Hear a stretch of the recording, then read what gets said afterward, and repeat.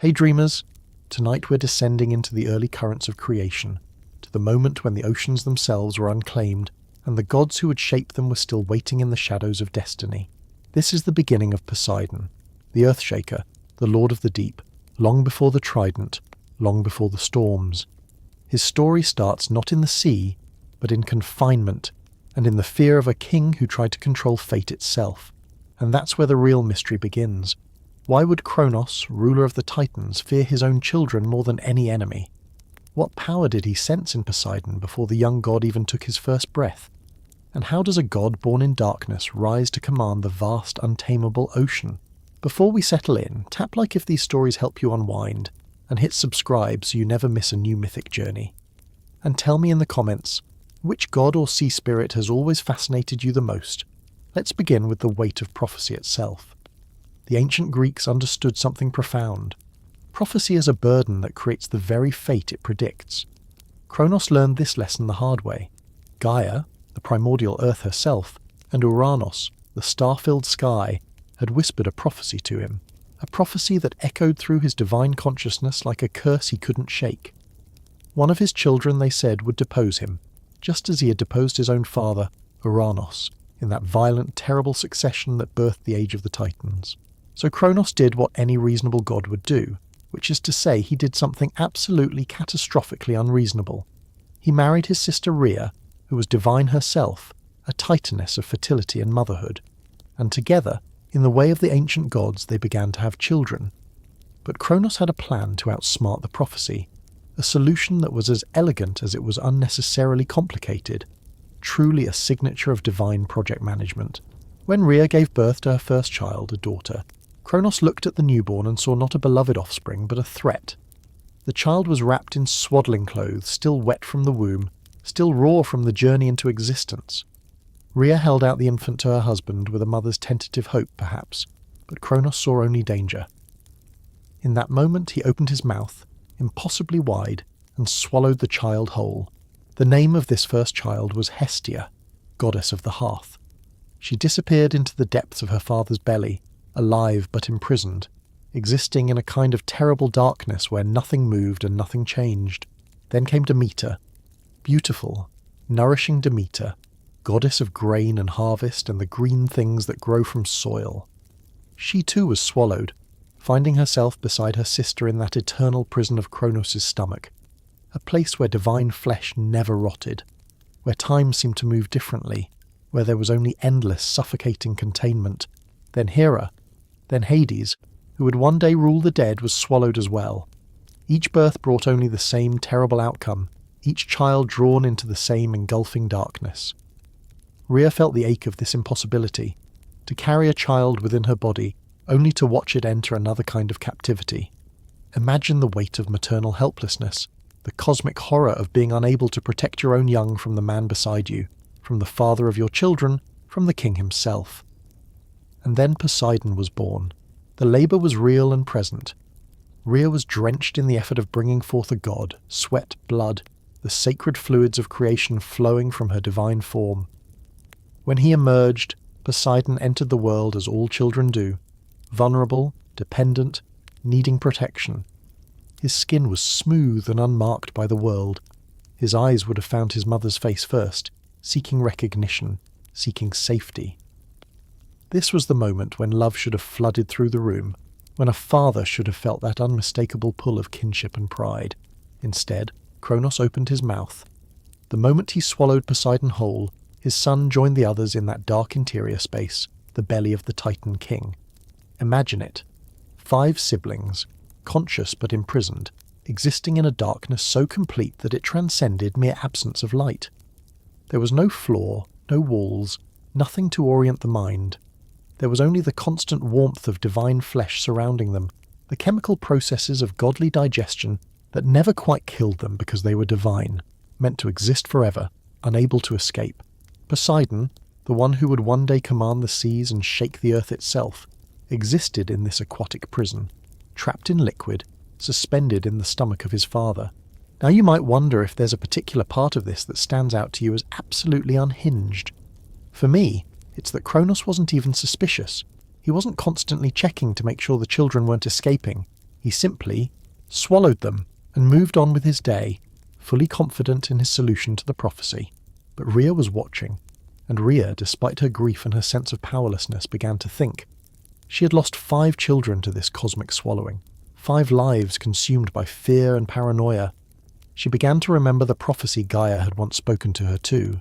Gaia, her own mother, the earth itself.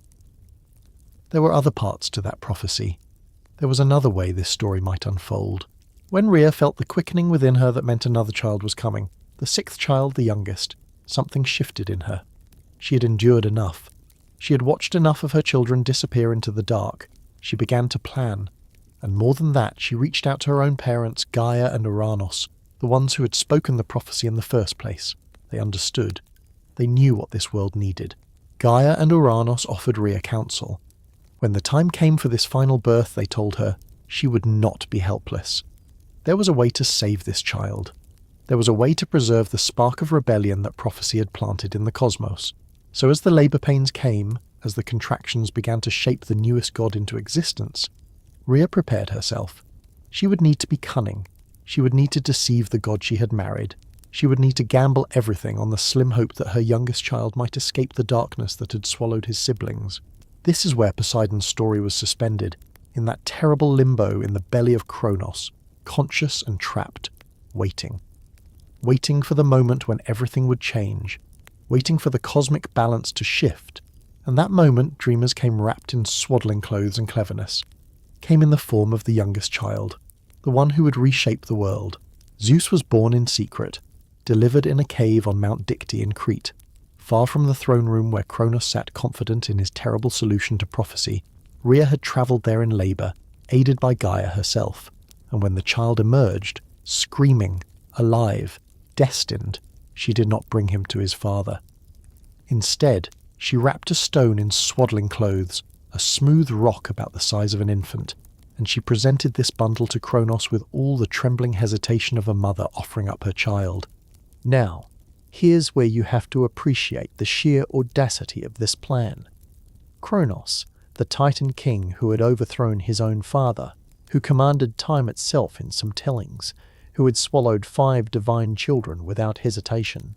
This god looked at a stone wrapped in cloth and opened his mouth. He didn't check.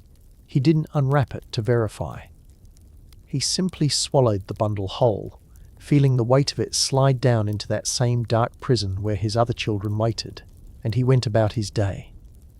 The stone settled among the divine bodies suspended in that eternal darkness. Can you imagine the moment when Poseidon and his siblings felt something new enter their prison, felt the weight of it, the wrongness of it, the fact that it didn't breathe or move or speak? They existed in a space where time moved strangely, where consciousness persisted, but had nowhere to direct itself. And now there was this anomaly among them, this imposter, that wasn't one of them at all. Meanwhile, Zeus grew. He was raised by nymphs and protected by the Curetes, warrior dancers who clashed their spears against their shields to drown out the sound of his infant cries, ensuring that Cronus would never hear the child who had escaped his swallowing. These Curetes understood what was at stake. They were participating in something that transcended mere childcare. They were midwifing a revolution. They were protecting the seed of cosmic change. And, as Zeus grew from infant to child to adolescent to young god, fully formed and burning with purpose, he learned about his siblings. He learned about the 5 who had been imprisoned before him, about the father who had consumed them out of fear, about the prophecy that had driven Cronus to such desperate paranoia. And Zeus, being Zeus, began to plan. When Zeus was ready, when he had grown into his power and his anger and his sense of destiny, he sought out Metis, daughter of Oceanus, the Titaness of wisdom and cunning counsel. She understood what needed to be done. Together, they concocted a plan that was elegant in its simplicity. If Cronus had swallowed his children, then Cronus would be made to vomit them back up. Metis prepared a substance. The texts call it a drug, a potion, a mixture that would compel the body to reject what it had consumed. Some tellings describe it as an emetic of such potency that even a Titan's divine constitution couldn't resist it. Others suggest it was laced with nectar and ambrosia, substances so pure that they would force out everything impure that Cronus had imprisoned within himself. The specifics matter less than the outcome. Zeus, through deception or direct confrontation depending on which version of the story you follow, got the mixture into his father. And then Cronus' body rebelled against him in the most visceral way imaginable. The stone came first. The smooth rock wrapped in swaddling clothes, now soaked in divine gastric fluids, emerged from Cronus' throat and landed with a heavy thud. Zeus would later take this stone, this symbol of deception and maternal cunning, and place it at Pytho on Mount Parnassus, where it would become a monument, a reminder of how prophecy fulfills itself despite our best efforts to prevent it. And then came the siblings. Imagine Poseidon's experience of this moment. You've existed in darkness for an indeterminate amount of time. Time moves differently in the belly of a Titan, after all. And suddenly there's movement, there's upheaval, there's the sensation of being forced through a passage you didn't know existed. The muscles of your father's throat contract around you, squeezing, propelling you upward through the esophagus in reverse peristalsis, a divine birth in reverse that deposits you, wet and gasping, into the light of the world you've never truly seen. Poseidon emerged, and after him came Hades, and then Hera, and Demeter, and finally Hestia. All 5 of them disgorged in reverse order of their swallowing, born again into a world that was about to change forever. They were adults now, or had always been adults in potential, because gods don't age the way mortals do. They existed in that strange divine space, where they were simultaneously the infants they had been when swallowed, and the fully formed deities they were always meant to become. The first breath of free air must have been extraordinary. After existing in that contained darkness, after breathing nothing but the interior atmosphere of Cronus' body, the world would have hit them with overwhelming intensity. Light, space, the ability to move without constraint, the presence of their youngest brother, the one who had never been swallowed, the one who had freed them. And underneath all of that, the knowledge of what came next. Because prophecy had said that one of Cronus' children would overthrow him, and now all 6 of them stood free, and there was a reckoning to be had. Zeus gathered his siblings around him, and they made a choice that would define the cosmos for all of time. They would go to war.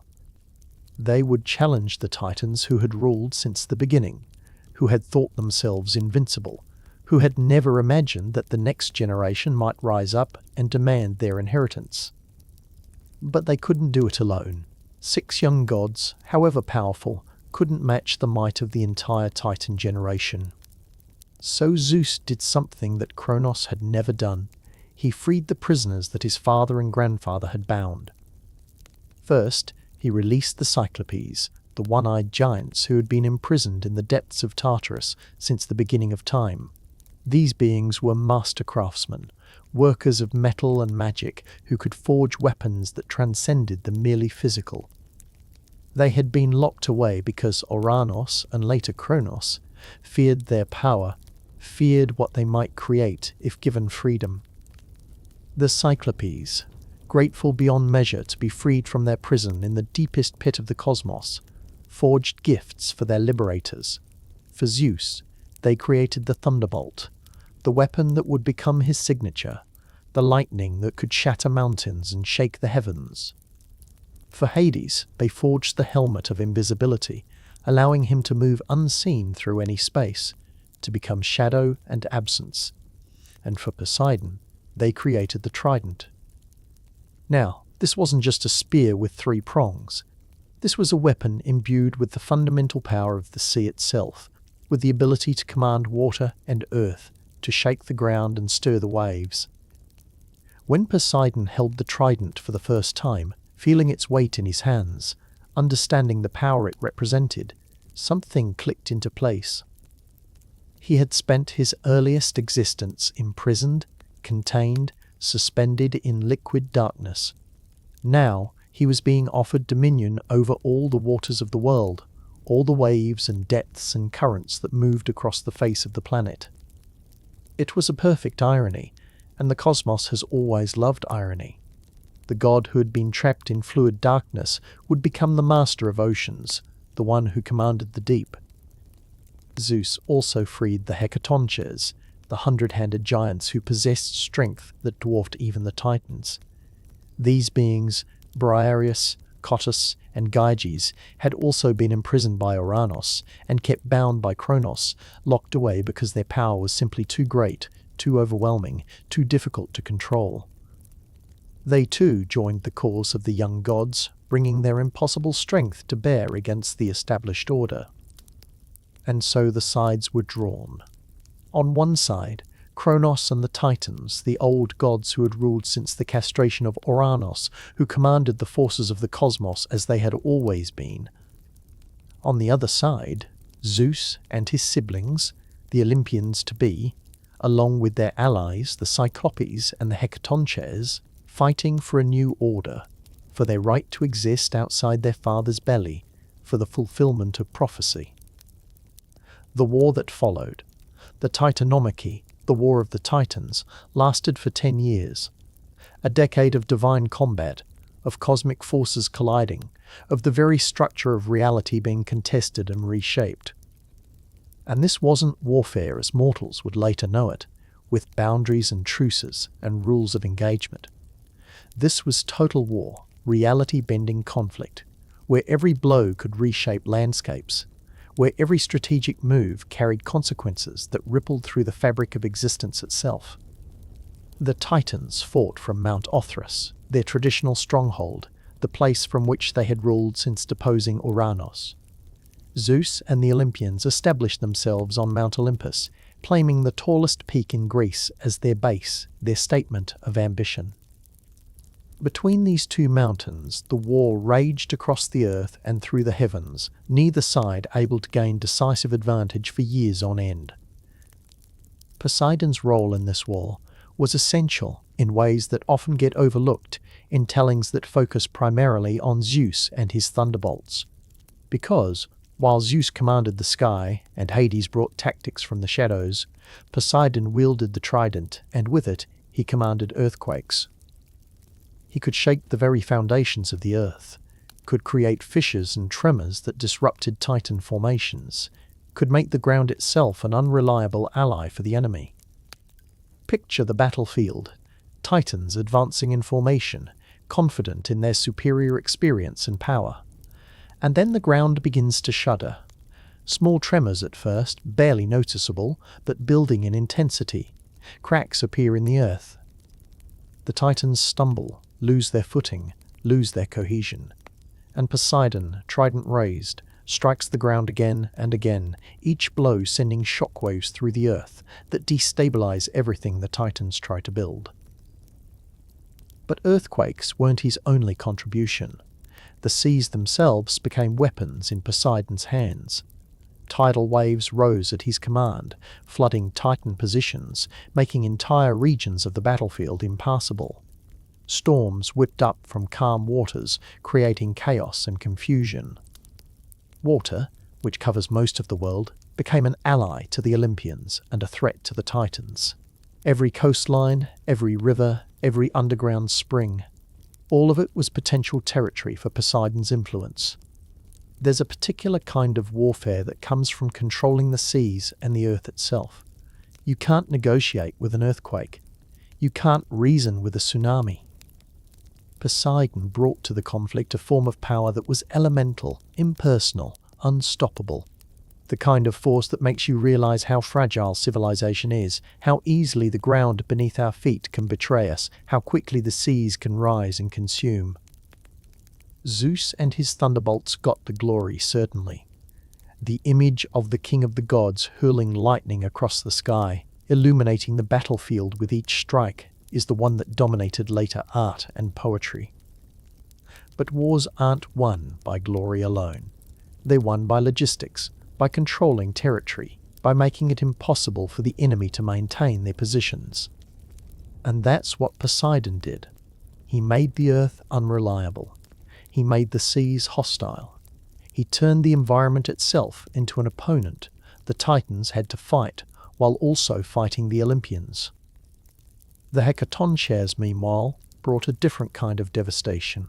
With their 100 hands, each capable of hurling massive boulders, they created barrages that no defense could withstand. Imagine a giant with 100 arms, each one throwing a boulder the size of a house, all simultaneously. The sheer volume of projectiles made defense impossible. The Titans, for all their power, couldn't counter this kind of overwhelming assault. For 10 years, the war ground on. 10 years of battles that reshaped coastlines and leveled mountains. 10 years of divine blood spilled, of alliances tested, of the old order slowly, inexorably losing ground to the new. The Titans, despite their experience and their established power, found themselves pushed back step by step, until finally they were overwhelmed. When the Titans finally fell, when Cronus himself was defeated, overthrown by his own children just as the prophecy had foretold, the victors faced a new question: what do you do with the old gods?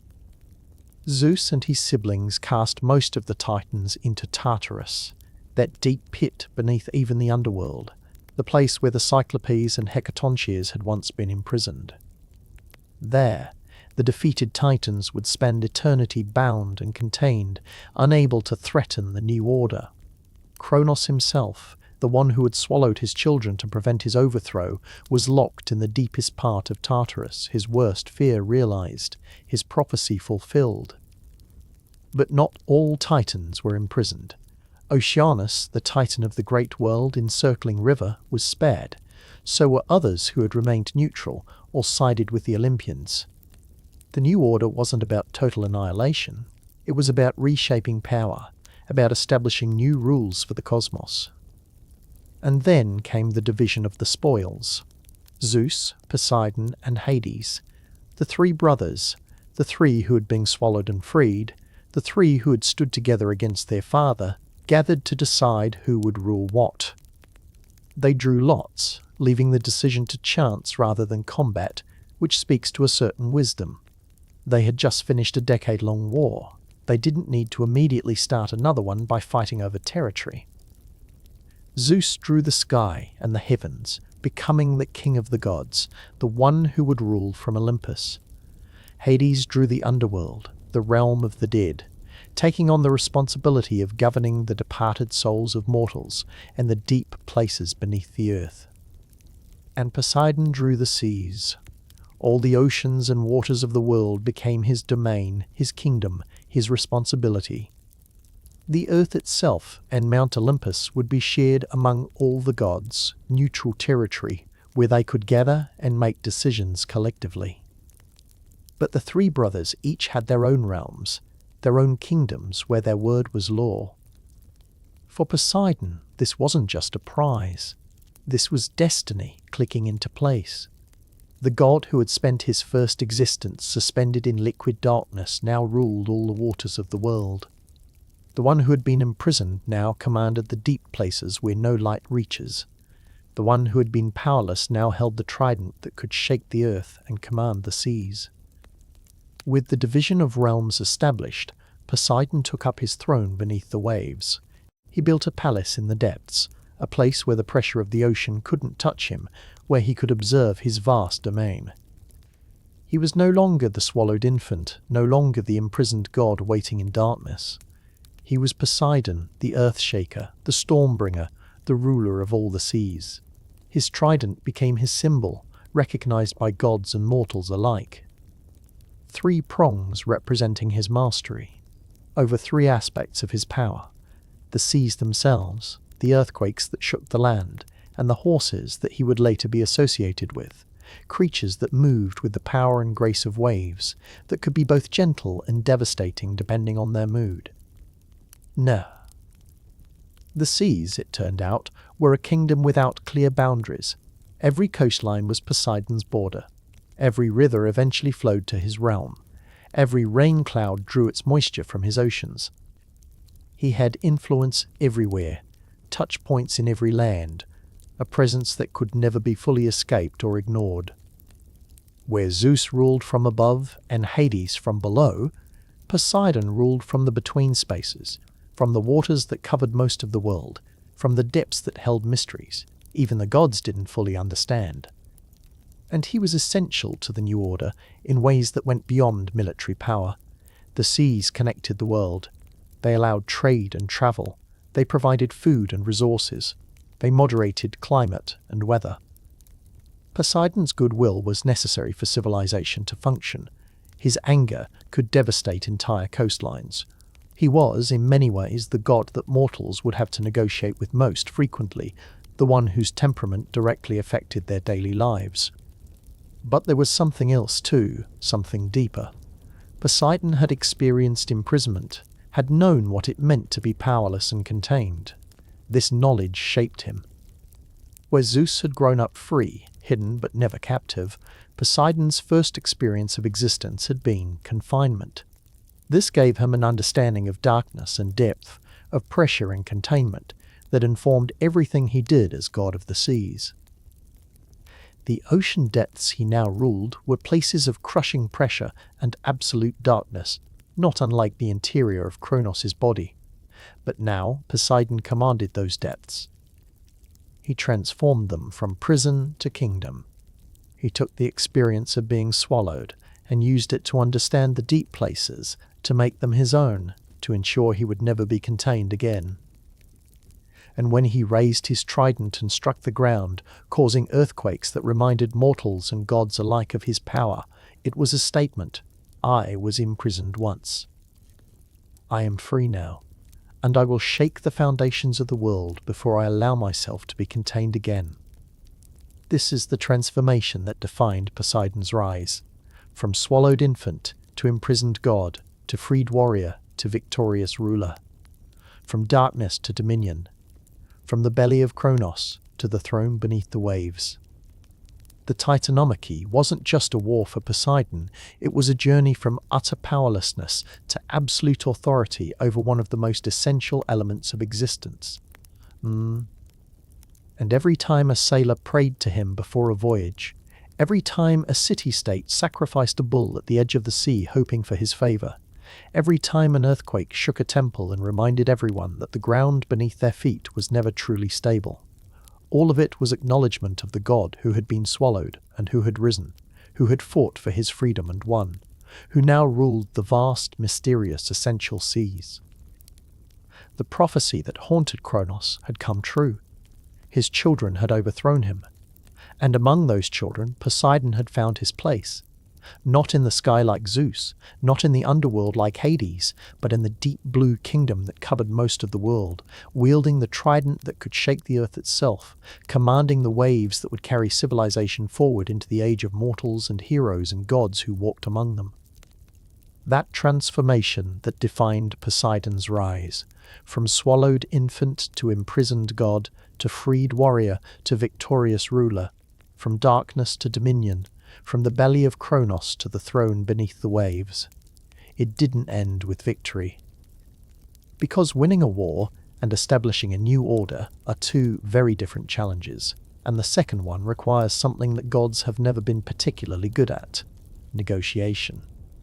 Picture the scene after the Titanomachy ended.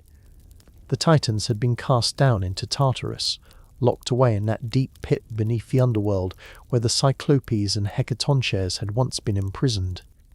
The old order was defeated, the prophecy was fulfilled, and now the victors, Zeus, Poseidon, Hades, and their siblings, stood looking at each other with a question that none of them wanted to ask directly: who rules what?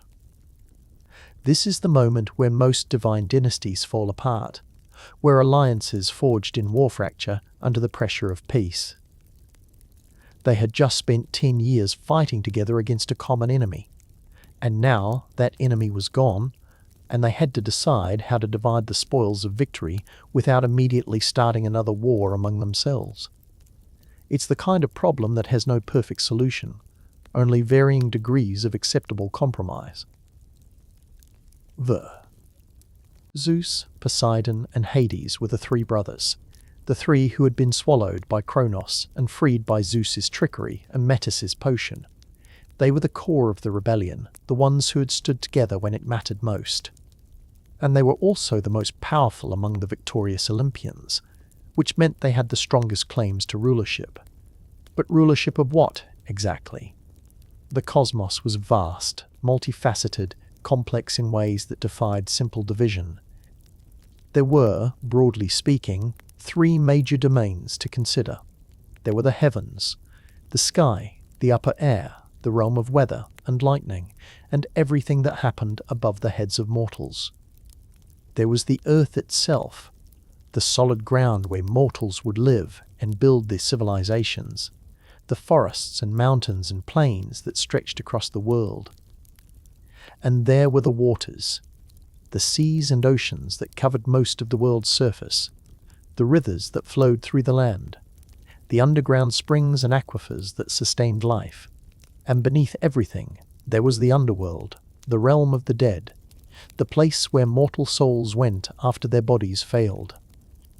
Mount Olympus itself, the highest peak in Greece, the place from which the Olympians had waged their war, would remain shared territory, a gathering place for all the gods where decisions affecting the entire cosmos could be made collectively. The earth, too, would be neutral ground, accessible to all the gods, a place where their influences could overlap and interact. But the three great realms, sky, sea, and underworld, needed rulers, needed gods who would take responsibility for their management and maintenance. Now, here's where the story takes an interesting turn. The three brothers could have fought over these domains. Zeus was the youngest, the one who had freed them all, the one whose leadership had guided them through the war. He had a strong claim based on merit and achievement. Poseidon was powerful, commanding earthquakes and tidal waves, essential to the victory. He had a claim based on his contributions to the war effort. Hades was the eldest of the three brothers, the first to be swallowed, which gave him a claim based on age and tradition. Instead of fighting, they drew lots. They left the decision to chance, to fate, to whatever forces governed probability and outcome. It was, in its way, a remarkably pragmatic choice. No one could argue that the division was unfair if it was decided by random selection. No one could claim they had been cheated if the lots were drawn fairly. It removed personal ambition and ego from the equation, or at least it was supposed to. The lots were cast, and the domains were assigned. Zeus drew the sky and the heavens, becoming the ruler of the upper air, the wielder of thunder and lightning, the king who would sit on the throne atop Mount Olympus and govern the Olympian order. Hades drew the underworld, the realm of the dead, taking on the heavy responsibility of governing all the mortal souls who would pass from life into death, becoming the keeper of the boundaries between the living and the departed. And Poseidon drew the seas. All the oceans and waters of the world became his domain, his kingdom, his responsibility. The vast blue expanses that covered most of the planet's surface, the deep trenches where pressure crushed everything that descended, the tidal zones where water met land, the currents that moved through the ocean like highways of liquid motion, all of it fell under Poseidon's authority. Now, if you're thinking that this sounds suspiciously convenient, that the god who had already demonstrated mastery over the seas during the war happened to draw the seas as his domain, you're not alone in that observation. There's something almost too perfect about it, almost as if the lots were guided by something other than pure chance. Maybe it was destiny. Maybe it was the same prophetic forces that had driven Cronus to swallow his children in the first place, ensuring that each god ended up ruling the domain they were best suited for. Or maybe the brothers had some understanding among themselves, some agreement about who wanted what, and the drawing of lots was just a formality to make the decision official and unchallengeable. Whatever the mechanism, the result was clear.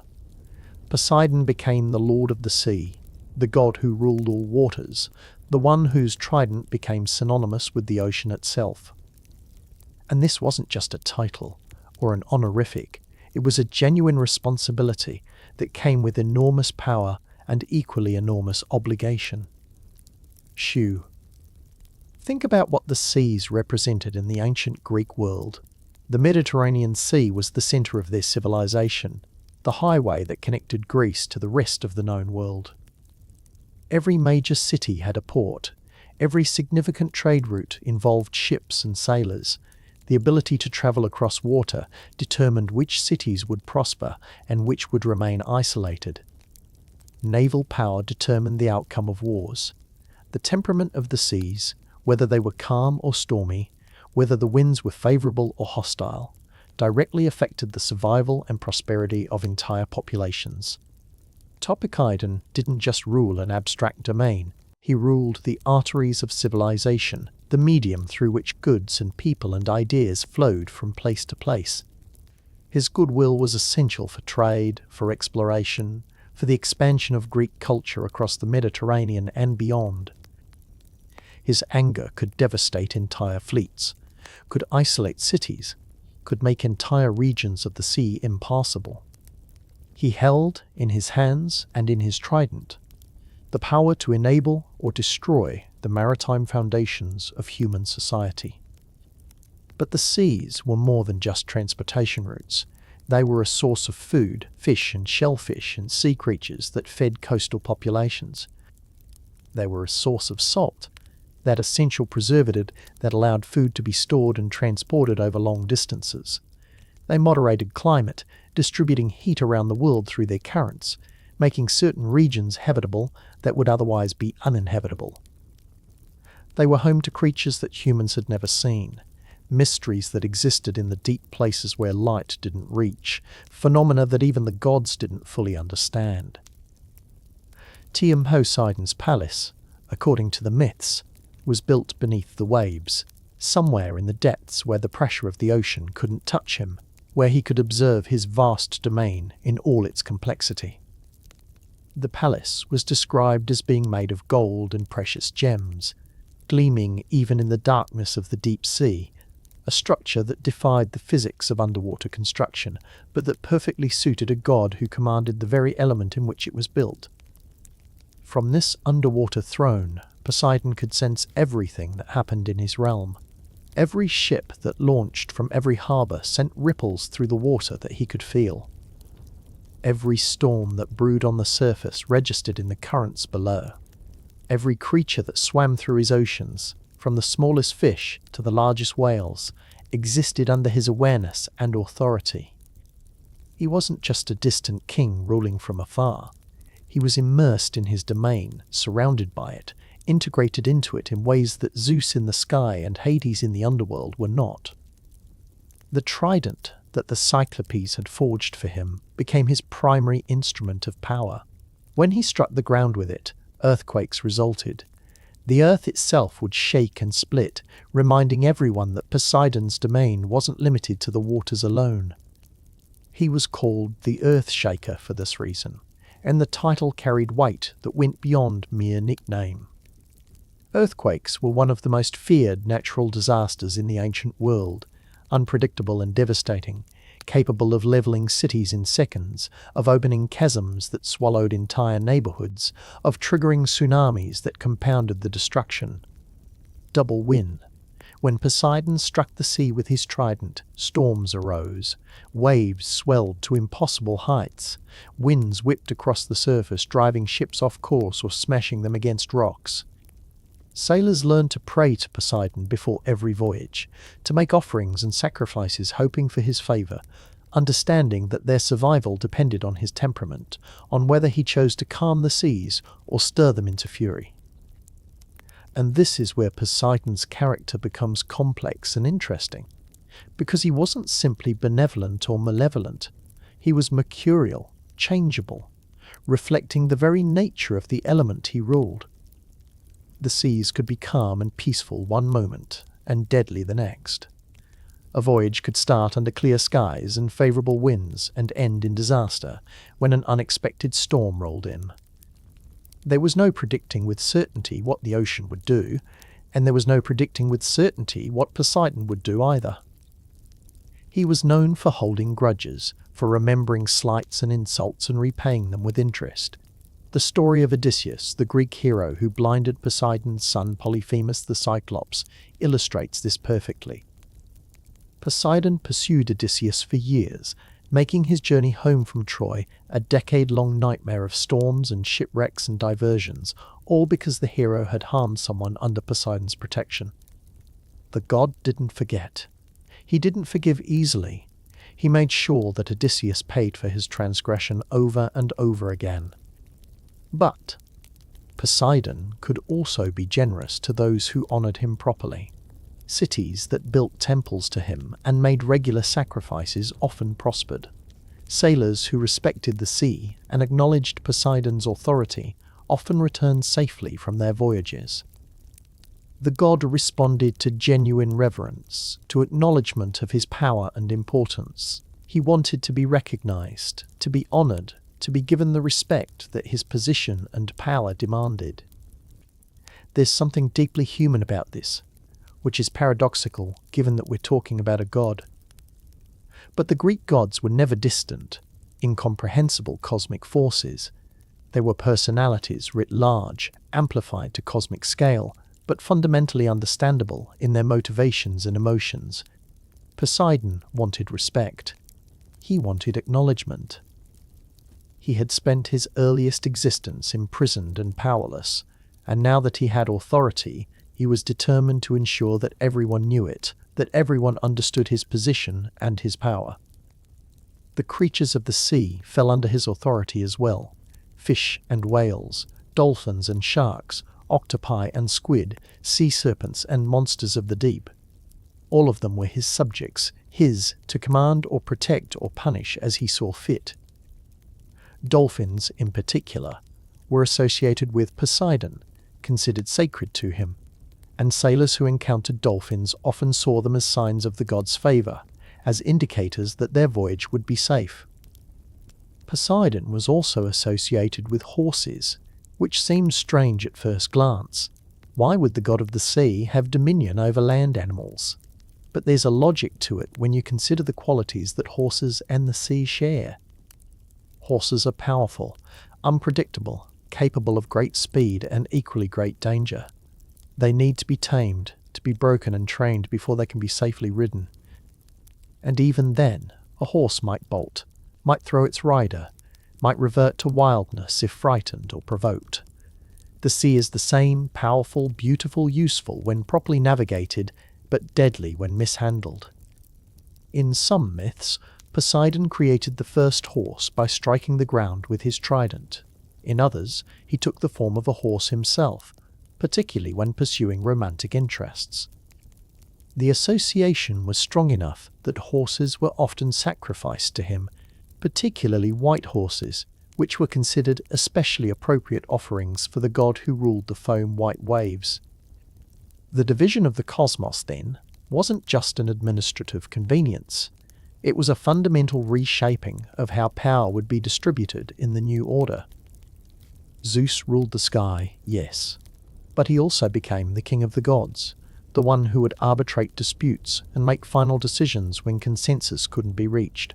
His position as sky god naturally elevated him above his brothers. He was literally above them, looking down from Olympus, wielding lightning that struck from heaven to earth.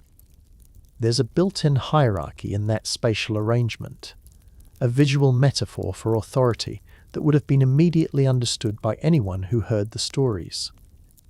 Hades, ruling the underworld, took on a different kind of burden. He governed the dead, which meant he had no shortage of subjects. Every mortal who died eventually came to his realm. But it was a grim responsibility, overseeing the souls of the departed, maintaining the boundaries that kept the dead separated from the living, ensuring that the natural order of death and existence continued functioning properly. Hades didn't seek glory or fame. He rarely appeared in myths set in the upper world. He stayed in his realm, doing his job, maintaining the cosmic balance that allowed life and death to coexist without contaminating each other. Poseidon occupied a middle ground between his two brothers, and this position shaped his role in the cosmic order. He wasn't the king like Zeus, didn't have the final authority on Olympian matters. He wasn't isolated like Hades, trapped in the underworld by his responsibilities. He moved between realms, present on Olympus for councils of the gods, present in the mortal world through his interactions with sailors and coastal cities, present in the depths of his own oceanic kingdom. He had freedom that Hades lacked, and independence that Zeus's position as king didn't afford. But this middle position also meant that Poseidon was constantly navigating relationships, constantly asserting his authority, constantly reminding others that his domain was vast and his power was real. He competed with other gods for patronage of cities, the most famous example being his contest with Athena for Athens, which he lost when Athena offered the olive tree and he offered only a saltwater spring. He intervened in mortal affairs when they affected his domain, supporting certain heroes and punishing others. He participated in Olympian politics, sometimes siding with Zeus, sometimes opposing him, depending on the issue at hand. The seas themselves became an extension of Poseidon's personality. When he was calm, the waters were smooth and navigation was easy. When he was angry, storms arose and ships foundered. When he was pleased, dolphins appeared to guide sailors safely home. When he was vengeful, sea monsters emerged from the depths to terrorize coastal regions. The element and the god were so intertwined that sailors couldn't think of one without thinking of the other. Every wave was Poseidon's breath, every current was his intention, every storm was his anger made manifest.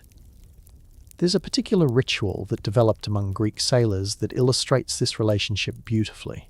Before launching a ship, they would pour a libation into the sea wine or oil or some other precious liquid as an offering to Poseidon. They would pray for safe passage, for favorable winds, for protection from storms and sea monsters. And when they returned safely, they would make another offering in gratitude, acknowledging that their survival had depended on the god's goodwill. This wasn't just superstition or empty ritual. It was a genuine acknowledgement of power, a recognition that humans existed at the mercy of forces larger than themselves, forces personified by gods who could help or hinder as they chose. Poseidon's temples were built primarily in coastal cities, often positioned with clear views of the sea so that the god could observe his domain even from his sanctuaries. The Temple of Poseidon at Cape Saunion, perched on a cliff overlooking the Aegean Sea, is one of the most famous examples, a structure that served as both worship space and navigational landmark, visible to ships approaching Athens from the south. Sailors would see the temple and know they were near home, and they would offer prayers of thanks for safe passage. Inside these temples, priests maintained the rituals and sacrifices that honoured Poseidon. Bulls were the preferred sacrificial animal, large and powerful creatures whose strength and temperament mirrored the god's own nature. The sacrifice of a bull to Poseidon was a significant expense, which meant it was also a significant gesture of respect and fear, an acknowledgement that the god's favour was worth the cost of a valuable animal. Smaller offerings, fish, wine, olive oil, crafted objects, were also acceptable, particularly for ordinary sailors who couldn't afford to sacrifice bulls, but who needed the god's protection nonetheless. The division of the cosmos also meant that each of the three brothers developed their own spheres of influence among mortals. Zeus, as king of the gods, was invoked for justice and oaths, for matters of state and governance. Hades, ruler of the dead, was invoked reluctantly, usually in curses or in rituals intended to communicate with departed souls. And Poseidon, lord of the sea, was invoked constantly by sailors, by fishermen, by coastal communities whose prosperity depended on access to the water. This gave Poseidon a unique connection to mortal affairs. He wasn't distant like Zeus often appeared to be, handing down judgments from Olympus. He was present, immediate. His influence felt every time someone launched a boat or cast a net or lived within reach of the tides. He was part of daily life for huge portions of the Greek population, which meant he was worshipped more frequently and more urgently than many other gods. When your survival depends on something, you pay attention to the god who controls it. And Poseidon was aware of this dependence, aware of his importance, aware that his domain gave him leverage and influence that extended far beyond the waters themselves. Cities needed his goodwill to maintain their trade routes. Armies needed his cooperation to transport troops by sea. Colonies needed his blessing to establish themselves in new lands across the water. He was essential in ways that made him impossible to ignore, and he knew it, and he used it when necessary to assert his position in the Olympian hierarchy. The relationship between the three brothers, Zeus, Poseidon, and Hades, was complex and sometimes contentious. They had fought together against the Titans, had stood as allies when it mattered most, but they were also rivals, each powerful in his own domain, each jealous of his authority, each reluctant to subordinate himself to the others. Zeus's position as king was accepted, but not always without tension. Poseidon, in particular, sometimes chafed at being subordinate to his younger brother, sometimes questioned decisions, sometimes acted independently in ways that challenged Zeus's authority. But the division of the cosmos gave them each enough space to exercise power without constantly conflicting. Zeus ruled the sky, Poseidon the seas, Hades the underworld, and the earth remained neutral ground where their influences could overlap without necessarily causing problems. It was an imperfect system, but it worked well enough to prevent the immediate outbreak of another war, which was probably the best that could be hoped for when dividing cosmic authority among powerful, proud, immortal beings.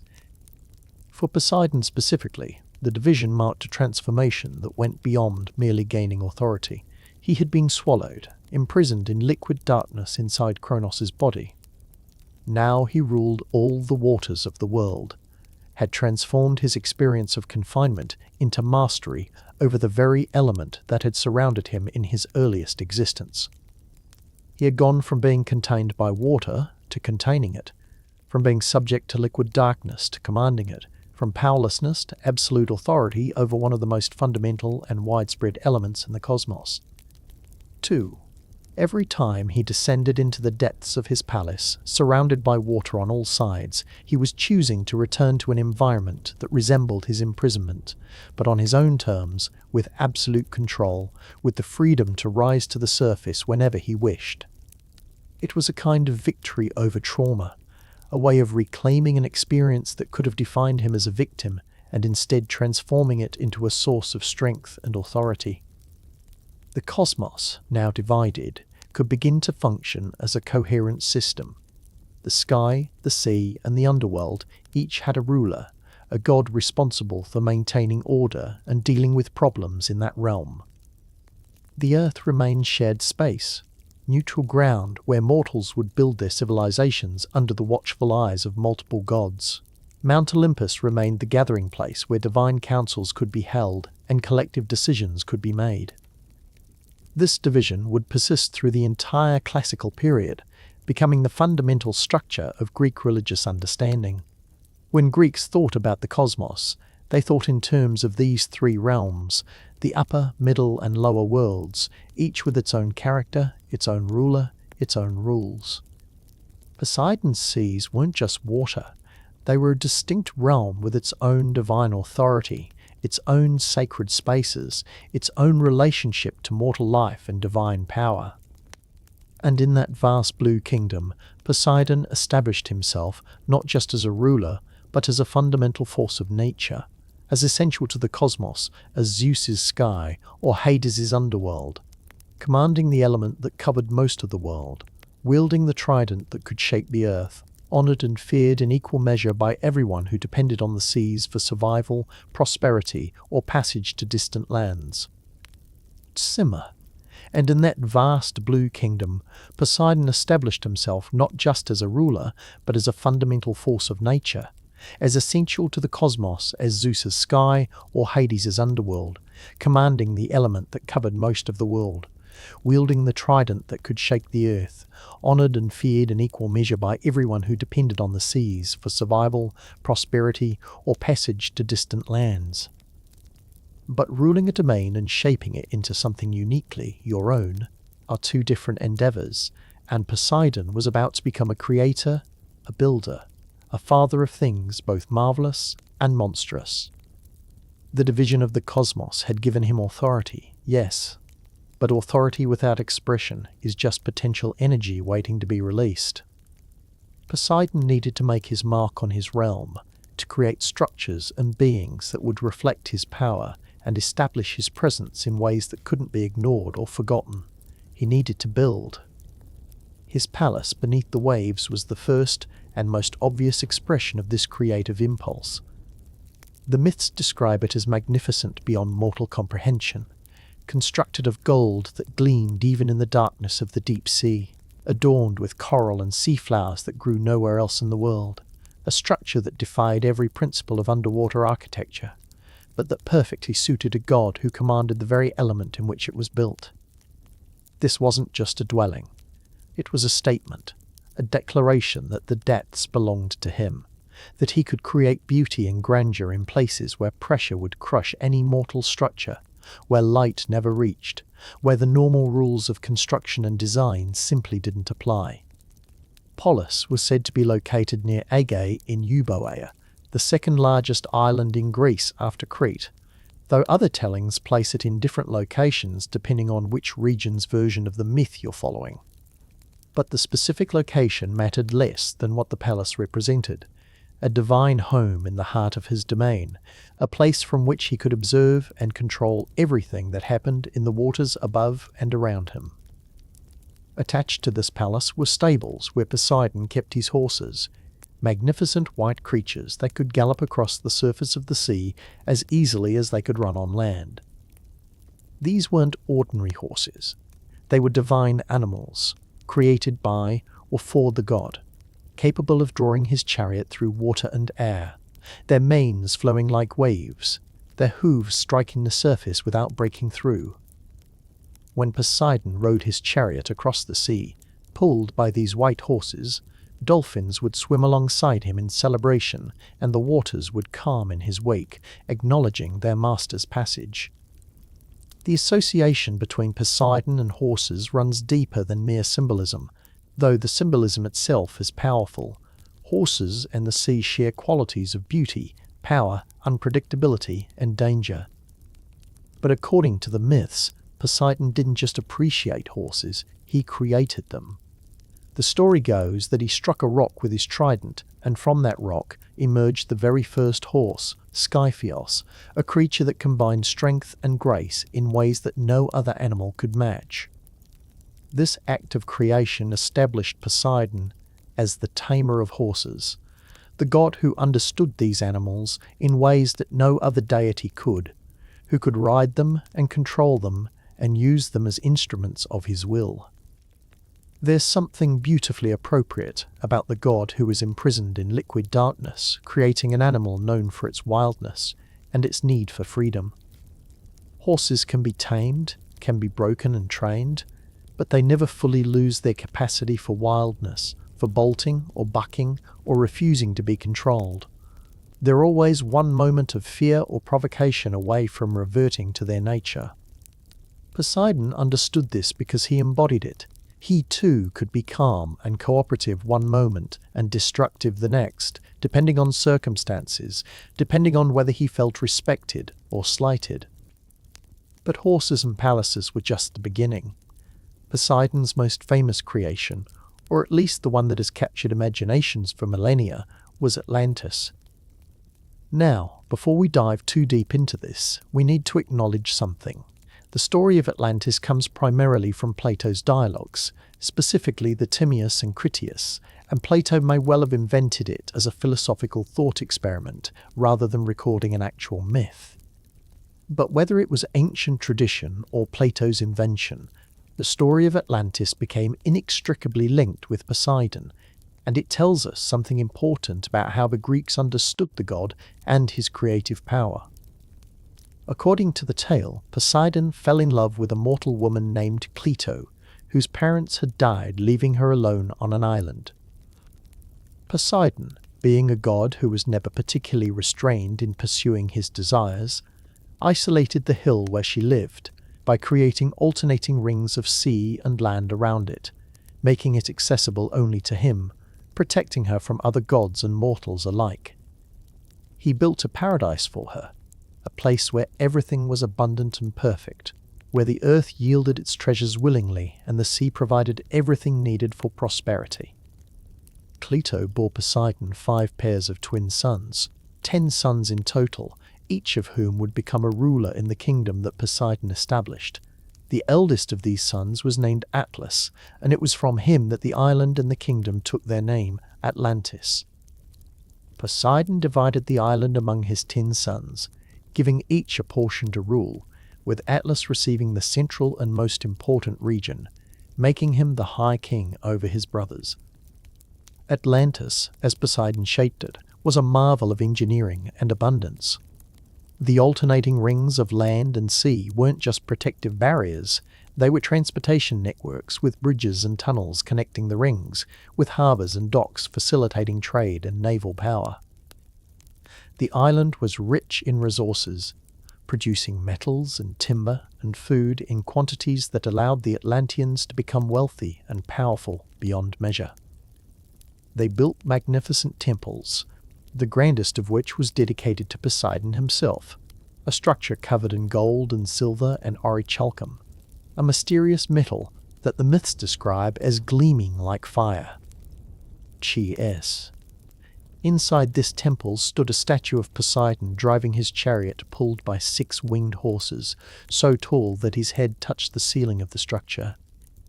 Around him stood statues of the Nereids, the sea nymphs, riding on dolphins in eternal celebration of the god who ruled the seas.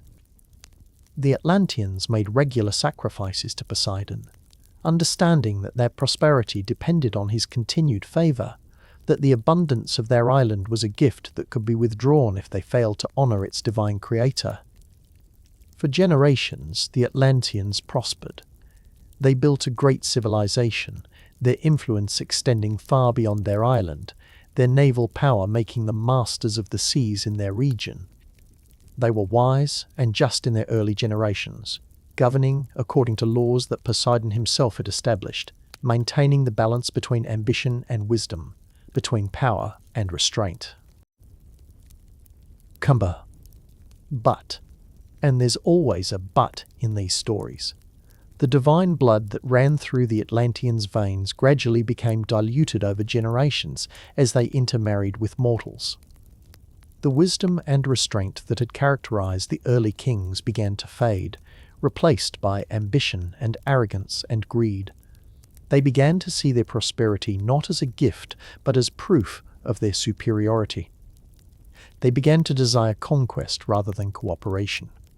They forgot that they owed their existence and their abundance to a god who could take it all away as easily as he had granted it. And Poseidon, watching from his palace beneath the waves, saw what his creation had become. The perfect society he had established, the paradise he had built for Cleito and their sons, had transformed into something corrupt and dangerous. The story traditionally ends with Zeus calling a council of the gods to determine what should be done about Atlantis, and here Plato's narrative breaks off, unfinished, leaving the outcome to our imagination. But the implication is clear. Atlantis was destroyed, sunk beneath the waves, reclaimed by the very element that Poseidon ruled, becoming a legend of lost glory and divine punishment. There's a particular irony in this story that's worth noting.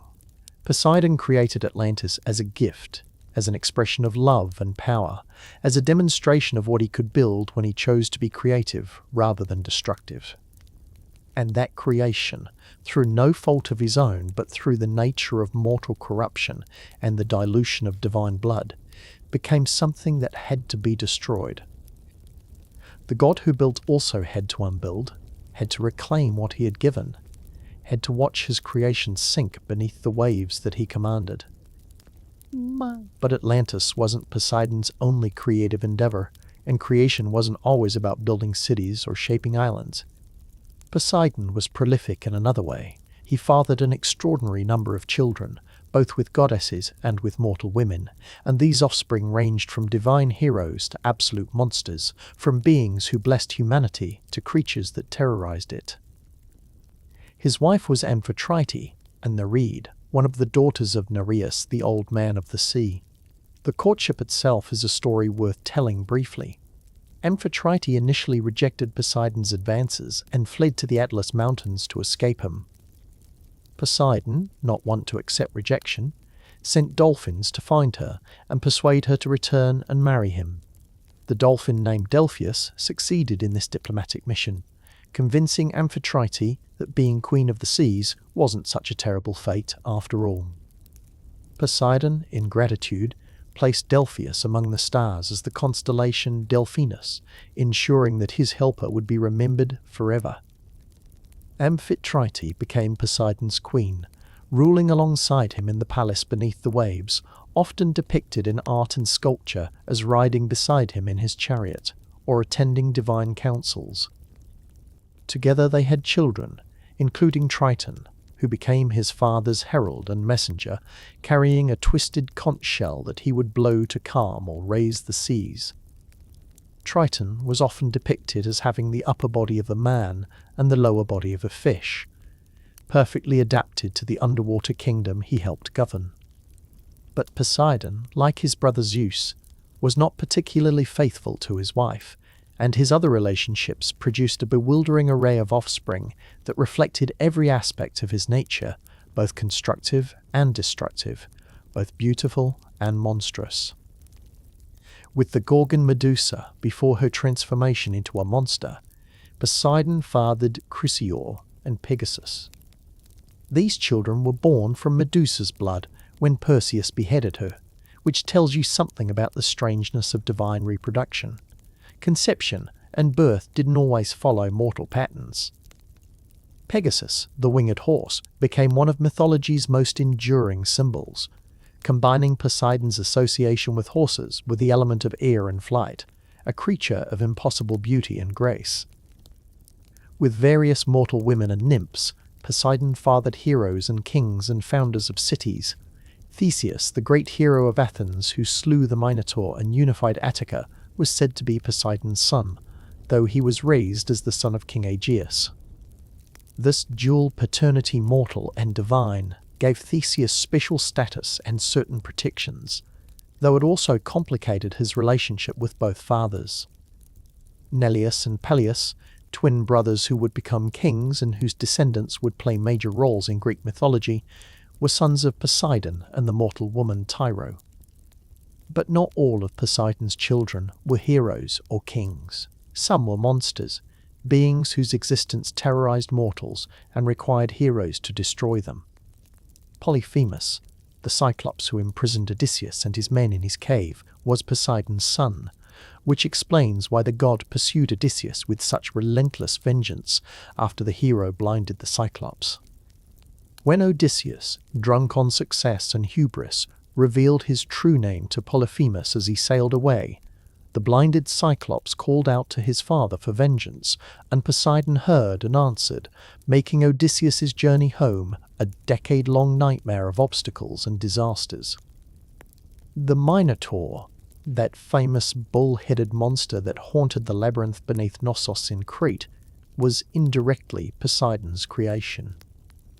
The story goes that King Minos of Crete prayed to Poseidon for a sign to legitimize his claim to the throne. Poseidon responded by sending a magnificent white bull from the sea, expecting Minos to sacrifice it in his honor. But Minos, seeing how beautiful the bull was, decided to keep it and sacrifice a different animal instead, thinking he could fool the god. Poseidon, not one to tolerate such disrespect, cursed Minos's wife Pasiphae, causing her to develop an unnatural obsession with the bull. With the help of the craftsman Daedalus, Pasiphae satisfied her cursed desire, and the result of this union was the Minotaur half-man, half-bull, a creature so dangerous and shameful that Minos imprisoned it in a labyrinth designed by Daedalus, where it would be fed with human sacrifices until Theseus eventually killed it. The Minotaur wasn't Poseidon's child in the direct sense, but it was his creation, his punishment for a king who tried to cheat him out of proper worship. Poseidon also created or sent various sea monsters. The Greeks called them Cetus or Ketos, massive creatures that would emerge from the depths to terrorize coastlines as punishment for various offenses against the god. When King Laomedon of Troy refused to pay Poseidon and Apollo for building the walls around his city, Poseidon sent a sea monster that would have destroyed Troy if not for Heracles' intervention. When Cassiopeia, mother of Andromeda, boasted that her daughter was more beautiful than the Nereids, Poseidon sent another sea monster, and Andromeda had to be chained to a rock as a sacrifice before Perseus rescued her. These creatures, these Ketos, these sea serpents and monsters, were expressions of Poseidon's anger and his power, demonstrations that the deep places of the ocean held terrors that could be unleashed against anyone who offended the god who ruled them. They were also reminders that Poseidon's domain wasn't just water, but everything that lived in water, including creatures that existed at the edges of mortal understanding, beings that represented the hostile and unknowable aspects of the sea. There's a pattern here worth noting. Poseidon created beauty horses, paradise islands, heroes who had found dynasties and accomplished great deeds. But he also created or unleashed monsters, creatures born from his anger or his lust or his sense of justice, beings that terrorized mortals and required heroic intervention to stop. He was, in his creative endeavors, as mercurial and unpredictable as the seas he ruled, capable of building wonders and unleashing horrors, often in response to the same fundamental motivation, the need to be respected, to be honored, to be acknowledged as powerful and essential. His creative power wasn't limited to living beings or physical structures. Poseidon could create springs and rivers by striking the ground with his trident. In Thessaly, it was believed that he drained an entire flooded region by cutting through the rocks of Tempe with his trident, creating the gorge through which the Peneus River flows to this day. When he competed with Athena for patronage of Athens, he struck the Acropolis with his trident and created a saltwater spring, demonstrating his power, but ultimately losing to Athena's olive tree, which was judged more useful to the city. These acts of creation, springs, rivers, passages through rock, were practical demonstrations of power, showing that Poseidon could reshape the earth itself, could make water appear in dry places, could create resources that cities and civilizations depended on for survival. The Greeks understood water as the source of life, the necessary element for agriculture and drinking, and all the processes that sustained human existence. Poseidon, as master of water in all its forms, was therefore a god of life and fertility, a creator of the conditions that made civilization possible. In the more ancient pre-Olympian understanding of Poseidon, he was associated with the fertilizing power of water, with the underground streams and springs that nourished the earth from below. Some myths presented him as a chthonic deity, a god of the underworld and the deep places within the earth, which makes sense when you consider that groundwater comes from below, that springs emerge from underground sources, that the boundary between water and earth is often hidden, subterranean, mysterious. Number law. This older aspect of Poseidon, the earth shaker, the god of underground waters, the deity associated with fertility and the deep places, persisted even after he became primarily known as god of the sea. His ability to cause earthquakes connected to this ancient understanding.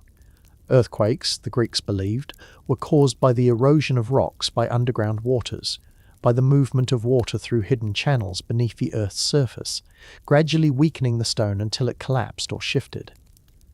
Poseidon, who controlled water in all its forms and all its locations, therefore controlled earthquakes, could shake the foundations of the world by directing the flow of underground waters, or by striking the earth with his trident. This dual nature sea god and earth shaker, god of the visible oceans and the hidden waters beneath the ground, made Poseidon one of the most complex and multifaceted deities in the Greek pantheon. He wasn't just the god of sailors and fishermen, though he was certainly that. He was also relevant to farmers who depended on springs and rivers for irrigation, to city dwellers who needed fresh water from wells and aqueducts, to anyone who lived on land that might shake and split without warning. His creative acts, then, weren't separate from his destructive potential. They were two aspects of the same fundamental power. The trident that created springs could also shatter rocks. The god who built Atlantis could also sink it. The deity who fathered heroes also unleashed monsters. Poseidon embodied the duality of the natural forces he controlled. Water gives life and takes it away, nourishes fields and floods cities, enables trade and drowns sailors, appears as gentle rain or devastating tsunami. This is what made him such an essential figure in Greek religious practice. You couldn't ignore Poseidon because his domain was too fundamental, his influence too pervasive, his power too immediate. Every time someone drew water from a well, crossed a river, launched a boat, experienced an earthquake, or watched a storm roll in from the sea, they were experiencing Poseidon's sphere of influence. He was inescapable in ways that even Zeus wasn't, because while you could go about your day without directly engaging with the sky or Olympus, you couldn't avoid water or the earth beneath your feet. The temples built to honor him, the sacrifices made to secure his favor, the prayers offered before voyages, all of this represented an acknowledgement that Poseidon's creative and destructive powers were real, immediate, and necessary to propitiate. The Greeks understood that you couldn't control the god, but you could hope to influence his mood, to gain his favor through proper worship and respect, to avoid triggering his anger through hubris or disrespect. And Poseidon, for his part, responded to this worship. He protected cities that honored him properly. He blessed sailors who made appropriate sacrifices. He aided heroes who were his children or who sought his help with proper reverence. He established cults and festivals where his worshippers could gather to celebrate his power and seek his blessing.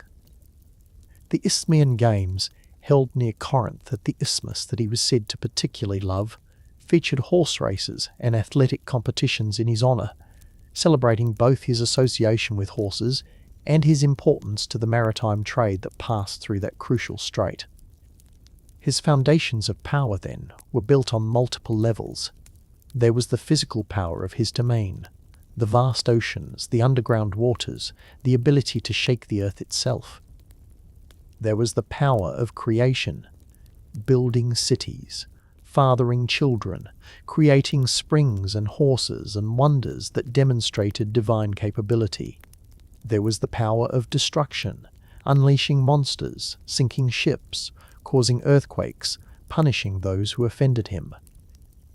And there was the power of worship, the accumulated reverence and fear of millions of mortals who depended on his goodwill, and who understood that their survival depended on maintaining proper relationship with the god who ruled the element most essential to life. Atlantis, whether real or invented, perfectly symbolized all of these aspects of Poseidon's power. He created it as an expression of divine love and capability, built it into a paradise of abundance and order. But when it became corrupted, when the divine blood diluted and mortal weakness reasserted itself, the same god who had built it presided over its destruction, allowing or causing it to sink beneath the waves that were always his to command. The city that rose from the sea returned to the sea, and Poseidon remained eternal and powerful, ruling his vast blue kingdom with the trident that could create wonders or unleash devastation depending on his will and his mood. Second, the city that rose from the sea returned to the sea, and Poseidon remained, eternal and powerful, ruling his vast blue kingdom with the trident that could create wonders or unleash devastation depending on his will and his mood. But power without challenge becomes stagnant, and the gods, like the mortals they influenced, defined themselves through conflict as much as through creation. Poseidon's temperament, mercurial, proud, quick to anger, and slow to forgive, ensured that his reign would be marked not just by what he built, but by whom he fought, whom he punished, and how he asserted his authority when it was challenged or ignored. The most famous of these conflicts, the one that would define his relationship with what would become the most culturally significant city in ancient Greece, was his rivalry with Athena over Athens.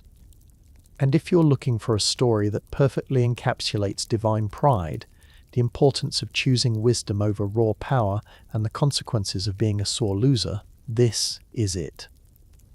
The city that would become Athens was young, still finding its identity, ruled by Cecrops, a king who was half man and half serpent, one of those early autochthonous rulers who emerged directly from the earth itself. The city needed a patron deity, a god who would protect it, bless it, guide its development and destiny. Two gods presented themselves as candidates: Athena, goddess of wisdom, strategic warfare, and crafts, and Poseidon, lord of the seas and earthquakes. Both gods wanted this city. Both believed they had legitimate claims to it.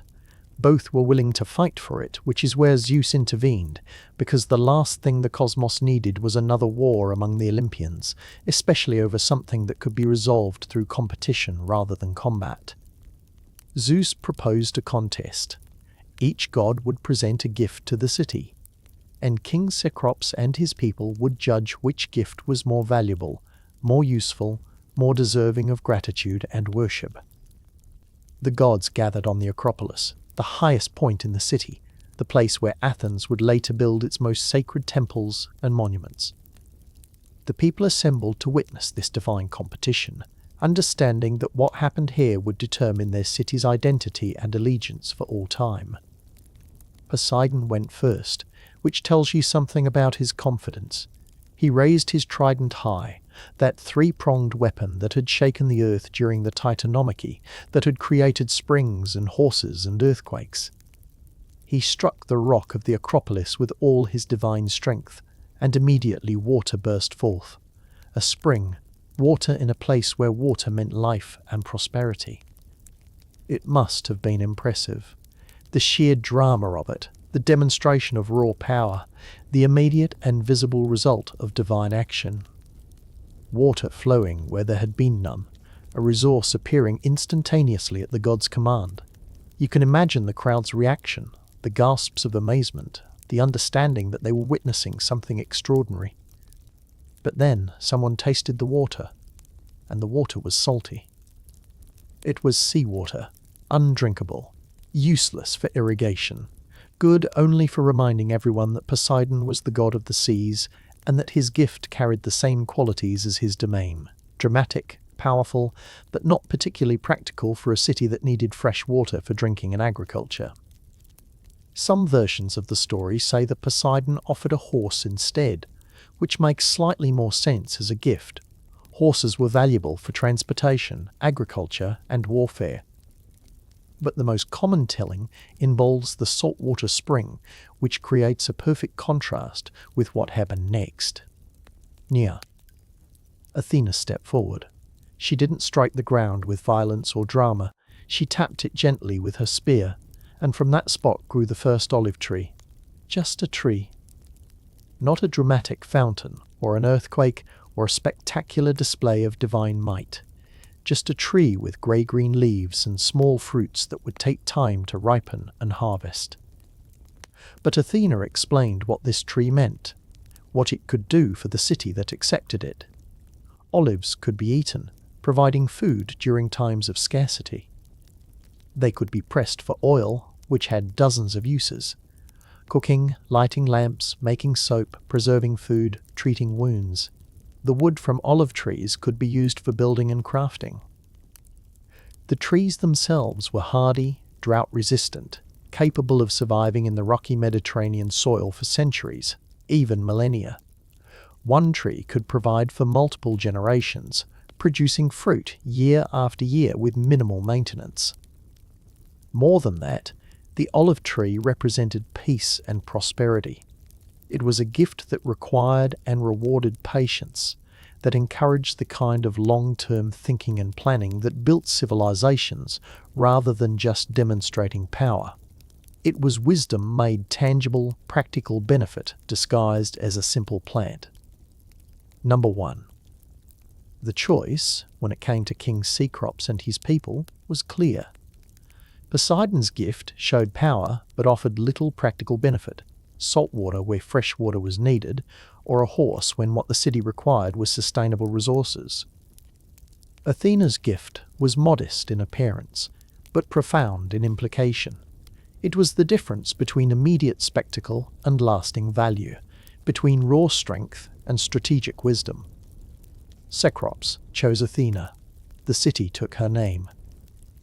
Athens would be forever known as the city of the goddess of wisdom, and the olive tree would become its symbol, its sacred plant, the foundation of its agricultural economy, and a central element of its cultural identity. Now, here's where we need to talk about how Poseidon handled defeat. Because gods, despite their power and their immortality, can be remarkably petty when their pride is wounded. Poseidon did not accept this judgment with grace or dignity. He was furious, the kind of rage that makes storms look gentle, that makes earthquakes seem like minor inconveniences. According to Apollodorus, Poseidon in hot anger flooded the Thracian plain and laid Attica under the sea. The god who had lost the contest to be Athens' patron decided that if he couldn't have the city, he would punish it for rejecting him. He sent floods that devastated the surrounding agricultural lands, that threatened to drown the city that had chosen wisdom over his power. Other versions say he cursed Athens with chronic water scarcity, which is darkly ironic, the god of water making sure the city that rejected him would struggle to find drinkable water, as if to say, "You didn't want my saltwater spring? Fine, see how you do without any water at all." This response tells you everything you need to know about Poseidon's character and his approach to divine justice. He wasn't wrong to be angry. Being rejected publicly, having your gift judged inferior to a competitor's, losing a contest that you entered with confidence, all of that would wound anyone's pride. But his response was disproportionate, punishing an entire city and its surrounding lands because his ego had been bruised. It was the action of someone who measured his worth by whether others acknowledged his superiority, who couldn't tolerate being second choice or having his gifts judged insufficient. But the Athenians, to their credit, didn't abandon Athena. They endured Poseidon's wrath, they dealt with the floods and the water scarcity, and they remained faithful to the goddess they had chosen. And eventually, pragmatism prevailed over pride on both sides. The Athenians built the Erechtheion on the Acropolis, a temple dedicated to both Athena and Poseidon, acknowledging that while Athena was their patron, Poseidon's power was real and his goodwill was necessary. The temple preserved the marks of both divine gifts. Athena's olive tree and the mark in the rock where Poseidon's trident had struck, turning the site of their contest into a place of joint worship. This is characteristic of how the Greeks approached their gods. They didn't pretend that losing a contest meant a god stopped being powerful or important. Athens needed maritime trade to prosper. Its port at Piraeus would become one of the busiest in the Mediterranean, and that meant they needed Poseidon's cooperation, regardless of who their patron deity was. So they honoured both. They maintained both cults. They made sacrifices to both. They chose Athena, but they placated Poseidon. This pattern of rivalry, defeat, disproportionate revenge, and eventual reconciliation would repeat throughout Poseidon's mythological career. He had strong opinions about who deserved his favour and who deserved his wrath, and he acted on those opinions with consistency that bordered on obsession. The most famous example of Poseidon's capacity for holding grudges, the one that has defined his character in popular imagination for millennia, is his treatment of Odysseus, the hero who had been instrumental in the Greek victory at Troy, whose cunning had created the Trojan horse strategy that finally breached the city's walls, who should have sailed home to Ithaca in triumph. This man became the target of Poseidon's relentless vengeance, and the reason was personal. During his wanderings after Troy fell, Odysseus and his men landed on an island inhabited by Cyclopes, those one-eyed giants who lived as shepherds without laws or civilization. They entered a cave seeking hospitality, but the cave's owner, Polyphemus, turned out to be a monster who trapped them inside and began eating Odysseus's men two at a time. Odysseus, being Odysseus, devised a plan. He got Polyphemus drunk on wine, told him his name was Nobody, and then, while the Cyclops slept, he and his remaining men drove a sharpened stake into Polyphemus's single eye, blinding him. When the other Cyclopes heard Polyphemus screaming and asked who was attacking him, he shouted, "Nobody is killing me," which meant they assumed nothing was wrong and left him alone. Odysseus and his men escaped by clinging to the undersides of Polyphemus's sheep when he let them out to graze, the blind Cyclops feeling only the tops of the animals, missing the men beneath. It was a brilliant escape, a perfect example of the cunning that Odysseus was famous for. And if he had just sailed away silently, if he had accepted his victory and left without comment, his journey home might have been straightforward. But Odysseus, drunk on success and hubris, couldn't resist. As his ship pulled away from the island, he shouted back to the blinded Cyclops, revealing his true name and bragging about his victory.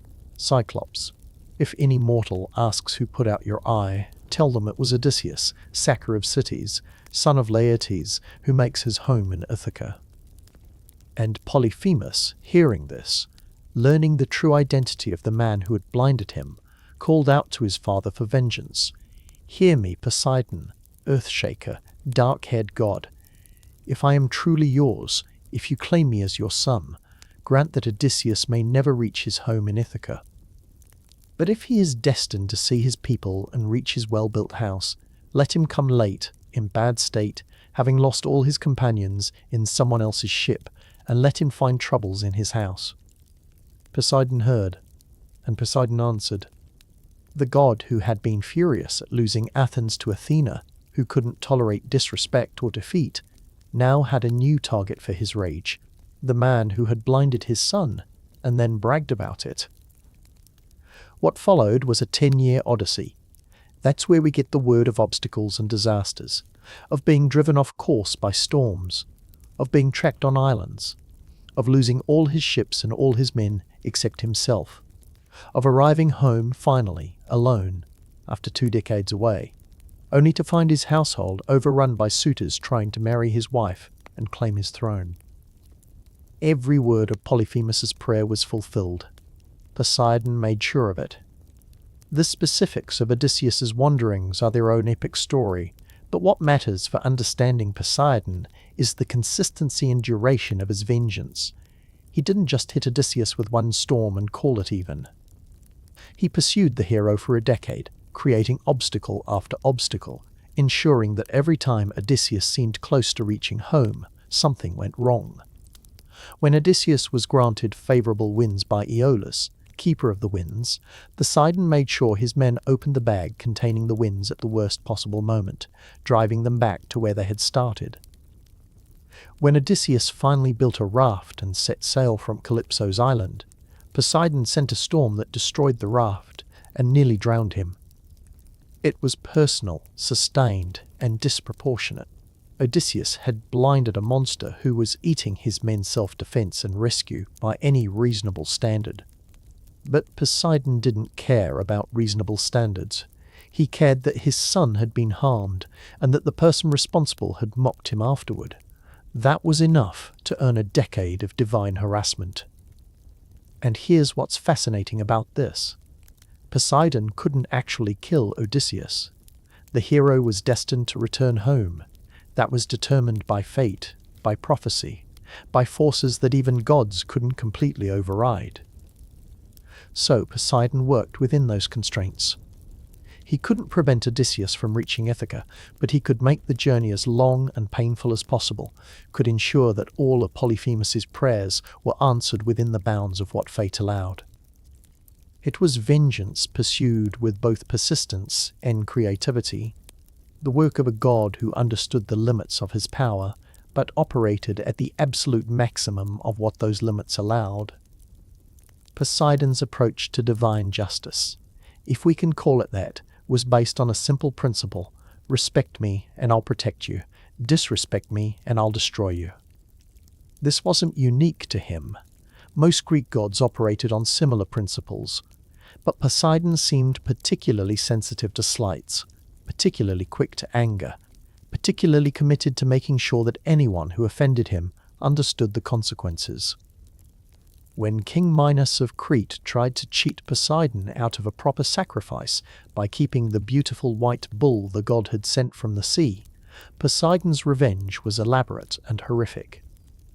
He cursed Minos's wife Pasiphae with unnatural desire for the bull, which led to the birth of the Minotaur, and eventually to years of Athenian youth being sent as human sacrifices to feed the monster in the labyrinth.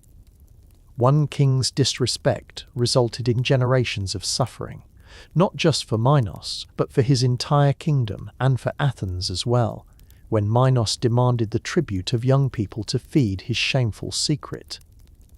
i.e., when King Laomedon of Troy hired Poseidon and Apollo to build the walls around his city and then refused to pay them the agreed-upon wages, Poseidon sent a sea monster that terrorized the Trojan coast. The monster could only be appeased by sacrificing Laomedon's daughter Hesione, chaining her to a rock for the creature to devour. Heracles eventually killed the monster and saved Hesione. But Poseidon's point was made. You don't cheat a god and expect to escape consequences. When Cassiopeia, queen of Ethiopia and mother of Andromeda, boasted that her daughter was more beautiful than the Nereids, the sea nymphs who were Poseidon's attendants and who included his wife Amphitrite, Poseidon sent another sea monster. Again, the solution proposed was to sacrifice the innocent daughter, to chain Andromeda to a rock and let the monster claim her. Perseus intervened and killed the creature, but the pattern is clear. Insult Poseidon or anything under his protection, and a sea monster appears to terrorize your coastline until proper restitution is made. There's a particular horror to these sea monsters. These Ketos or Cetus that Poseidon would send from the depths. They represented the unknown terrors of the deep places, the creatures that existed beyond human knowledge or control, that could emerge without warning to devastate everything in their path. They were Poseidon's wrath made manifest, physical embodiments of his anger, unstoppable forces that required either divine intervention or heroic courage to defeat. But Poseidon's sense of justice wasn't purely vindictive. He did protect those who honoured him properly, who showed appropriate respect and made appropriate offerings. Sailors who prayed to him and poured libations before voyages often received favourable winds and calm seas. Cities that built temples to him and made regular sacrifices found that their ports prospered and their fishing fleets returned safely. Heroes who were his children or who sought his blessing received his aid until they did something to offend him, at which point the protection vanished and became persecution. The Isthmian Games, held near Corinth every 2 years, were dedicated to Poseidon and included horse races, athletic competitions, and musical contests. These games were second in prestige only to the Olympic Games, and they celebrated both Poseidon's association with horses and his importance to the maritime commerce that flowed through the Isthmus of Corinth, that narrow strip of land connecting the Peloponnese to mainland Greece. Winning at the Isthmian Games brought glory and honour, and by extension brought honour to Poseidon himself, reinforcing the relationship between mortal achievement and divine patronage. Poseidon's rivalry with other gods wasn't limited to Athena. He clashed with Apollo over the walls of Troy, with Hera over the patronage of Argos, with Helios over the city of Corinth. He competed with Dionysus, with Hephaestus, with Zeus himself on occasion. These weren't always hostile conflicts. Sometimes they were resolved through arbitration or compromise. But they demonstrated Poseidon's determination to maintain his status, to ensure that his domain and his authority were recognized and respected by mortals and immortals alike. His relationship with Zeus was particularly complex. They were brothers who had fought together against the Titans, who had drawn lots to divide the cosmos between them. But Poseidon sometimes chafed at Zeus's position as king of the gods, sometimes questioned his authority, sometimes acted independently in ways that challenged the established hierarchy. In the Iliad, Poseidon aids the Greeks against Troy despite Zeus's command for the gods to remain neutral, sneaking support to the Achaean forces because he held a grudge against the Trojans for Laomedon's treatment of him generations earlier. Sia. Zeus tolerated this insubordination to a point, recognizing that Poseidon's power was real and that forcing the issue could lead to conflict that would destabilize the entire divine order.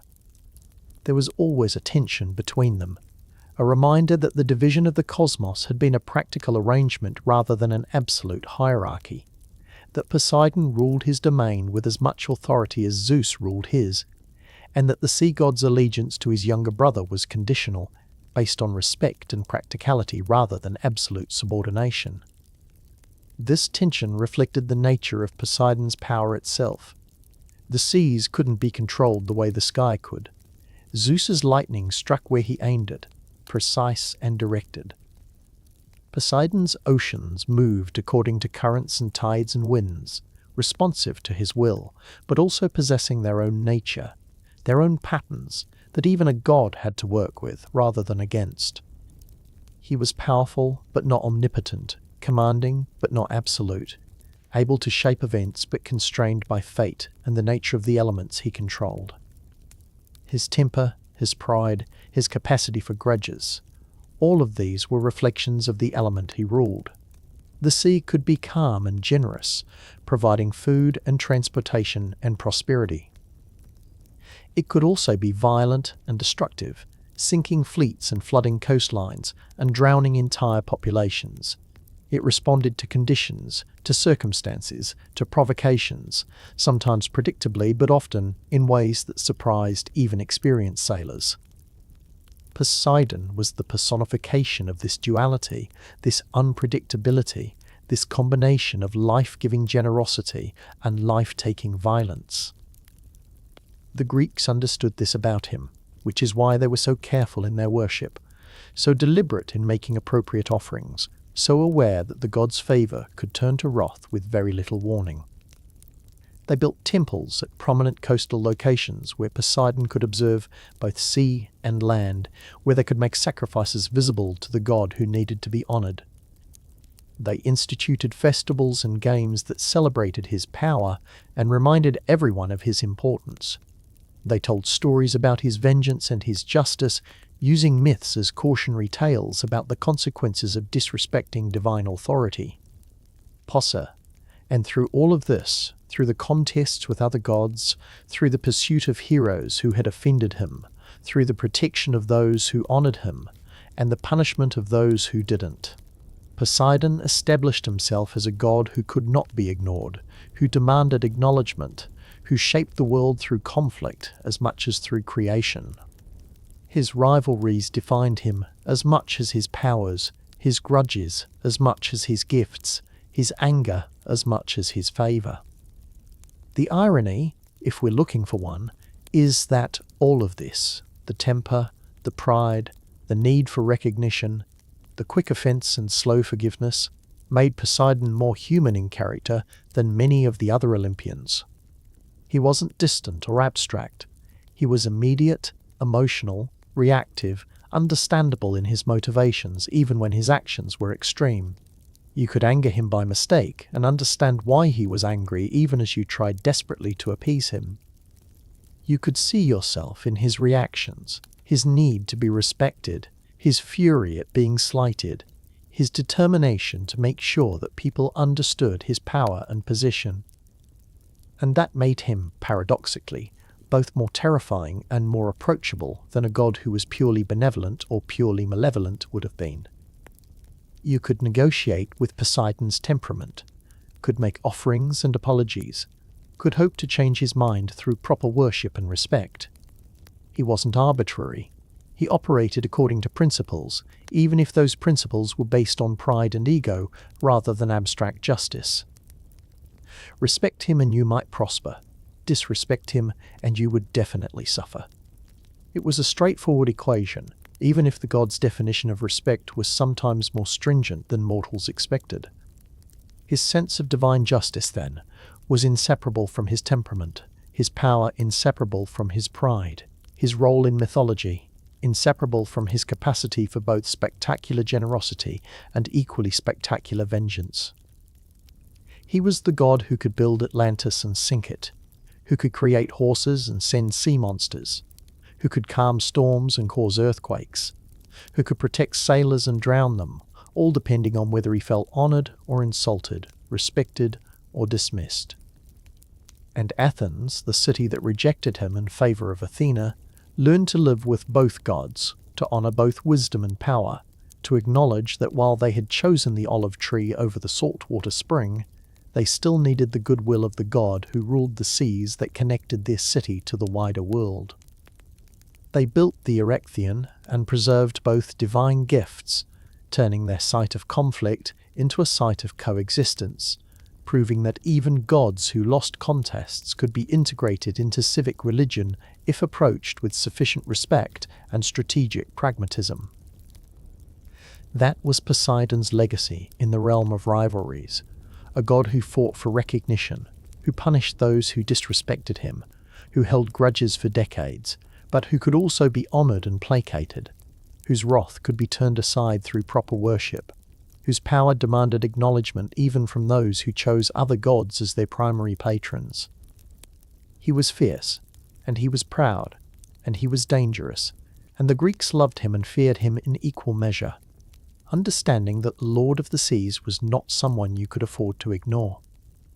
He was fierce, and he was proud, and he was dangerous, and the Greeks loved him and feared him in equal measure, understanding that the Lord of the Seas was not someone you could afford to ignore. But fear and love, as powerful as they are, don't fully capture the relationship between Poseidon and the mortals who lived under his influence. What they felt was something deeper, something more fundamental, respect born from necessity, acknowledgement born from dependence, reverence born from the understanding that the god who ruled the seas and shook the earth controlled forces that were essential to life itself. Poseidon's legacy wasn't built on a single aspect of his power or a single domain of his influence. It was built on the accumulation of everything he represented, everything he controlled, everything he could give or take away. The title, Earthshaker, wasn't metaphorical or poetic. It was literal description of what he did and who he was. When he struck the ground with his trident, when he directed his anger or his will toward the earth beneath people's feet, the ground shook, buildings collapsed, landscapes transformed, and everyone within range understood viscerally that they lived at the mercy of forces beyond their control. Earthquakes, in the ancient Greek understanding, were manifestations of Poseidon's presence and power. They believed that underground waters, springs and rivers that flowed through hidden channels beneath the Earth's surface gradually eroded rock and created hollow spaces, and when these spaces became unstable, the earth above would shake and collapse. Poseidon, as god of all waters including those hidden beneath the ground, controlled these processes, could accelerate or direct them, could choose where and when the earth would tremble. This made him one of the most feared deities in the Greek pantheon, because earthquakes were unpredictable, devastating, and impossible to defend against. You could build stronger walls to protect against invaders, store grain to survive droughts, construct better ships to weather storms. But when the earth itself became unstable, when the ground beneath your house or your temple or your entire city suddenly decided to shake and split, there was nothing you could do except pray that Poseidon's anger would pass quickly, that the shaking would stop before everything you had built collapsed into rubble. Cities in earthquake-prone regions, and much of Greece sits on fault lines and has always been subject to seismic activity, maintained particularly elaborate cults dedicated to Poseidon. They understood that their existence depended on the god's goodwill, or at least on his temporary disinterest. They built temples designed to honor him, made regular sacrifices, instituted festivals, did everything they could think of to remind the earth, shaker, that they respected him, that they acknowledged his power, that they were grateful when he allowed them to live without shaking their world apart. The title itself, Earthshaker, in Greek Anasigaios or Anasikthon, became one of his most common epithets, used almost as frequently as his name. It wasn't just one aspect of Poseidon's identity, it was central to how people understood him and related to him. He was the god who could make the stable unstable, who could transform solid ground into treacherous terrain, who held the power to literally shake the foundations of civilization. And yet, paradoxically, this same god was also associated with stability and security in certain contexts. Because if Poseidon could shake the earth, he could also choose not to shake it. If he could cause earthquakes, he could also prevent them or calm them once they started. Sailors prayed to him for protection not just from storms, but from underwater earthquakes and the tsunamis they could trigger. Massive waves that would rise from nowhere and devastate coastlines, washing away entire settlements in minutes. Tsunamis were understood as another expression of Poseidon's power, another weapon in his arsenal of natural disasters. When the sea suddenly withdrew, pulling back from the shore in ways that exposed the seabed, experienced people knew to run for high ground because what followed would be catastrophic. A wall of water returning with devastating force, propelled by seismic activity beneath the ocean floor, carrying the weight and momentum of the sea itself. Poseidon could send these waves as punishment, could use them to destroy coastal cities that had offended him, could demonstrate through tsunami that his domain wasn't just the surface of the sea, but its depths and its capacity for violence. But alongside this fearsome reputation as destroyer, as the god whose anger manifested in earthquakes and floods and storms that killed thousands, Poseidon was also recognized as essential to survival and prosperity. The Mediterranean Sea that he ruled was the highway of ancient civilization, the medium through which cultures connected, traded goods and ideas, spread influence and built empires.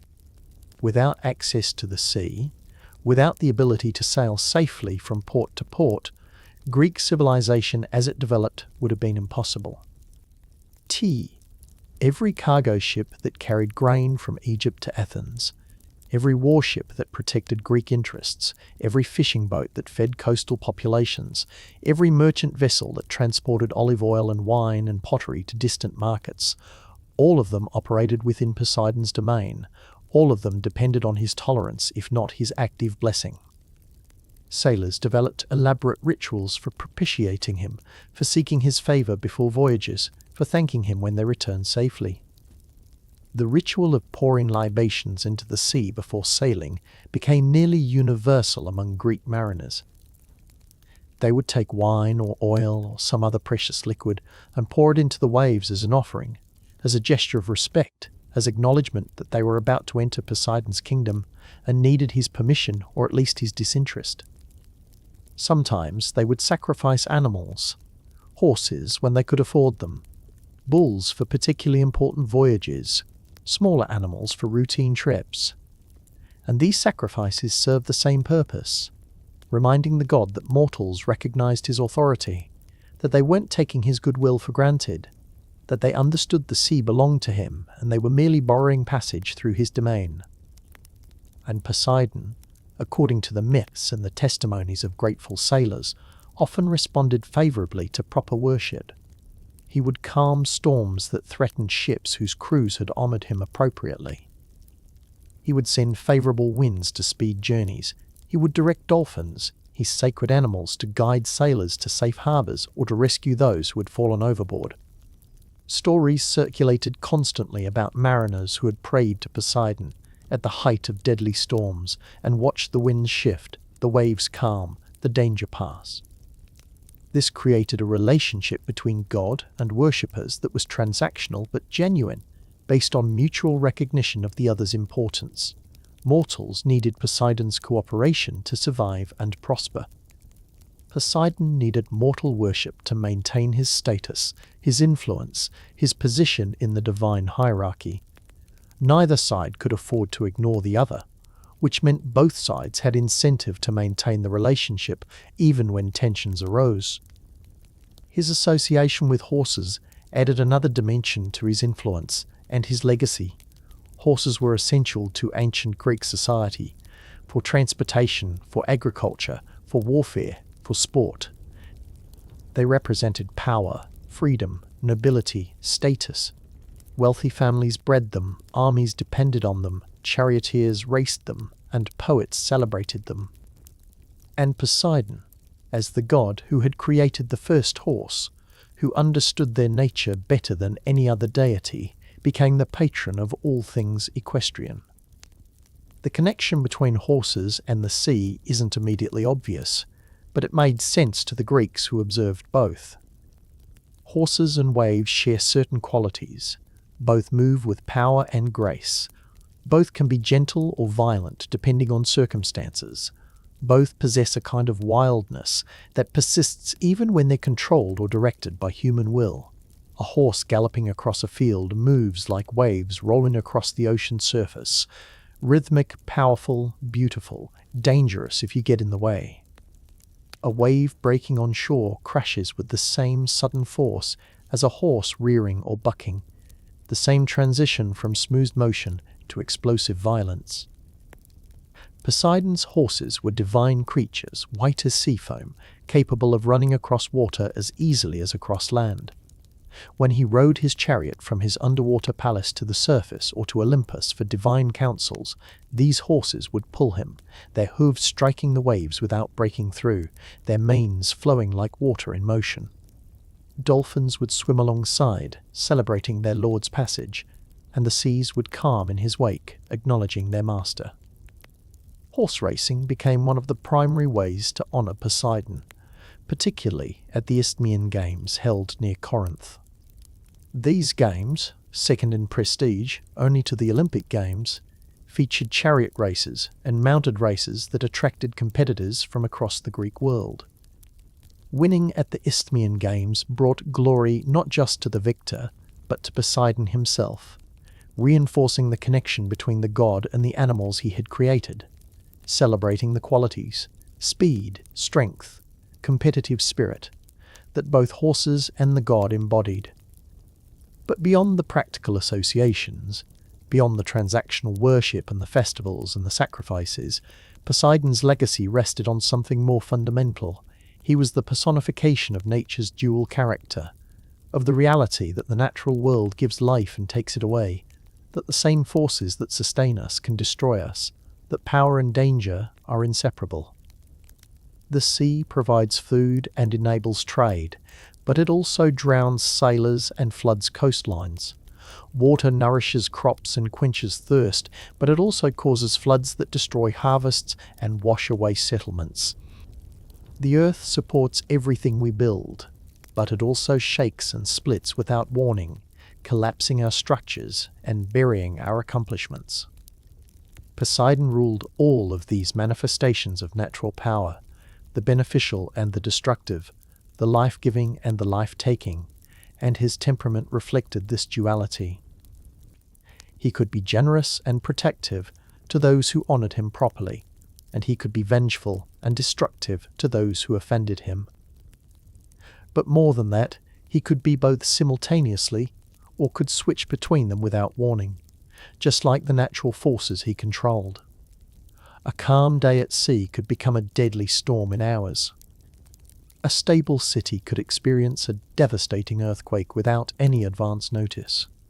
The god who blessed your fishing fleet yesterday might sink your merchant ships tomorrow if you said or did something that angered him. This unpredictability made him terrifying, but it also made him realistic, made him feel true in ways that gods with more consistent temperaments sometimes didn't. The Greeks didn't believe in a benevolent universe that protected the righteous and punished the wicked according to clear moral principles. They believed in a dangerous universe that operated according to forces, divine and natural, that humans could sometimes influence but never fully control. Poseidon embodied this worldview perfectly. His worship was therefore intense, urgent, personal in ways that worship of more distant gods sometimes wasn't. When you prayed to Zeus, you were addressing the king of the gods, powerful but removed, governing from Olympus. When you prayed to Hades, you were addressing the ruler of the dead, important but not immediately relevant unless you were dying or performing funeral rites. But when you prayed to Poseidon, when you stood at the edge of the sea about to embark on a voyage, when you felt the ground start to tremble beneath your feet, when you watched storm clouds gather on the horizon, you were addressing a god whose power was immediate, whose decision to help or harm you would have direct, potentially fatal consequences. The temples built to honor him reflected this urgency and this importance. The Temple of Poseidon at Cape Saunion, constructed on a cliff overlooking the Aegean Sea, served multiple purposes simultaneously. It was a place of worship where priests could make sacrifices and maintain the god's cult.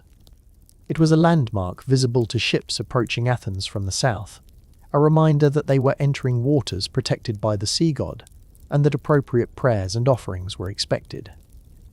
And it was a statement of civic identity, Athens declaring that while Athena was their patron, they understood Poseidon's importance and honored him accordingly.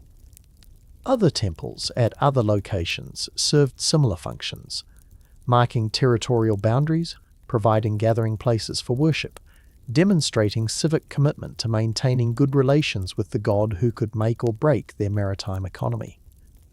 Some were located at isthmuses or straits where sea traffic was concentrated, where Poseidon's favor was particularly essential. Others stood at sites where earthquakes had occurred, built as offerings meant to appease the god and prevent future disasters. Inside these temples, the rituals followed patterns that had developed over centuries. Animals would be sacrificed, bulls primarily, but also horses when circumstances and resources allowed, and smaller animals for less momentous occasions. The sacrifices would be performed with careful attention to ritual correctness, because offending Poseidon through improper worship was worse than not worshipping at all. It suggested disrespect rather than mere neglect, and the god responded harshly to disrespect. Priests who served in Poseidon's temples maintained specialized knowledge about proper forms of worship, about the specific prayers and offerings the god preferred, about how to interpret signs that might indicate his favor or displeasure. They studied the behavior of dolphins, the patterns of waves, the occurrence of earthquakes, looking for indicators of the god's mood and his intentions. They advised sailors about auspicious and inauspicious times for voyages. They counseled city leaders about whether to pursue maritime ventures. They interpreted natural phenomena as messages from the god to his worshippers. This created a religious infrastructure that was practical and immediate, focused less on abstract theological questions and more on the concrete reality of maintaining good relations with a powerful, temperamental deity whose favor was essential and whose anger was deadly. It wasn't contemplative religion in the way we might think of it today. It was transactional, pragmatic, based on the understanding that gods and mortals existed in relationship with each other, and that both sides had responsibilities and expectations. Poseidon's influence extended beyond Greece, proper to every coastline where Greek colonies were established, every region where Greek sailors travelled, every place where Greek culture took root. As the Greeks spread across the Mediterranean and into the Black Sea, establishing colonies from Spain to the Crimea, from southern Italy to North Africa, they carried Poseidon worship with them. New temples were built in new lands, local cults were established, festivals were instituted, and the earth, Shaker's domain, expanded to match the expansion of Greek civilization itself. In some regions, Poseidon was conflated with or compared to local sea deities, his characteristics merging with indigenous beliefs to create syncretic religious practices. In others, he remained distinctly Greek, a reminder of homeland and heritage for colonists living far from Greece. But everywhere Greeks settled near water or in earthquake-prone regions, Poseidon's worship followed, adapted to local conditions, but maintaining its essential character: respect for power, acknowledgement of dependence, hope that proper worship would earn divine protection, or at least divine disinterest. The Romans, when they eventually absorbed Greek culture and mythology, identified Poseidon with their own sea god Neptune, and the worship continued under a different name but with similar characteristics. Neptune inherited Poseidon's associations, his trident, his temperament, his role as protector and destroyer of sailors and coastal cities. Roman poets wrote about him. Roman sailors prayed to him. Roman generals sought his favor before naval battles, and the continuity of worship across cultural transitions demonstrated just how essential and enduring this particular divine figure had become. But Poseidon's legacy isn't just religious or cultural. It's linguistic and conceptual, embedded in how we understand and describe natural phenomena, even in modern secular contexts. When we talk about seismic activity, about tsunamis, about the power and unpredictability of oceans, we're describing the same forces that the Greeks personified as Poseidon. We've replaced supernatural explanation with scientific understanding, but the underlying reality remains the same. The earth shakes, the seas rise, and humans live at the mercy of natural forces vastly more powerful than ourselves. The Greeks weren't wrong to fear Poseidon. They were right to recognize that earthquakes and storms and floods represented genuine existential threats that could destroy everything they had built. They were right to understand that survival depended on respecting the power of nature, on acknowledging its capacity for violence, on trying to mitigate danger through ritual and sacrifice, and careful attention to signs and patterns.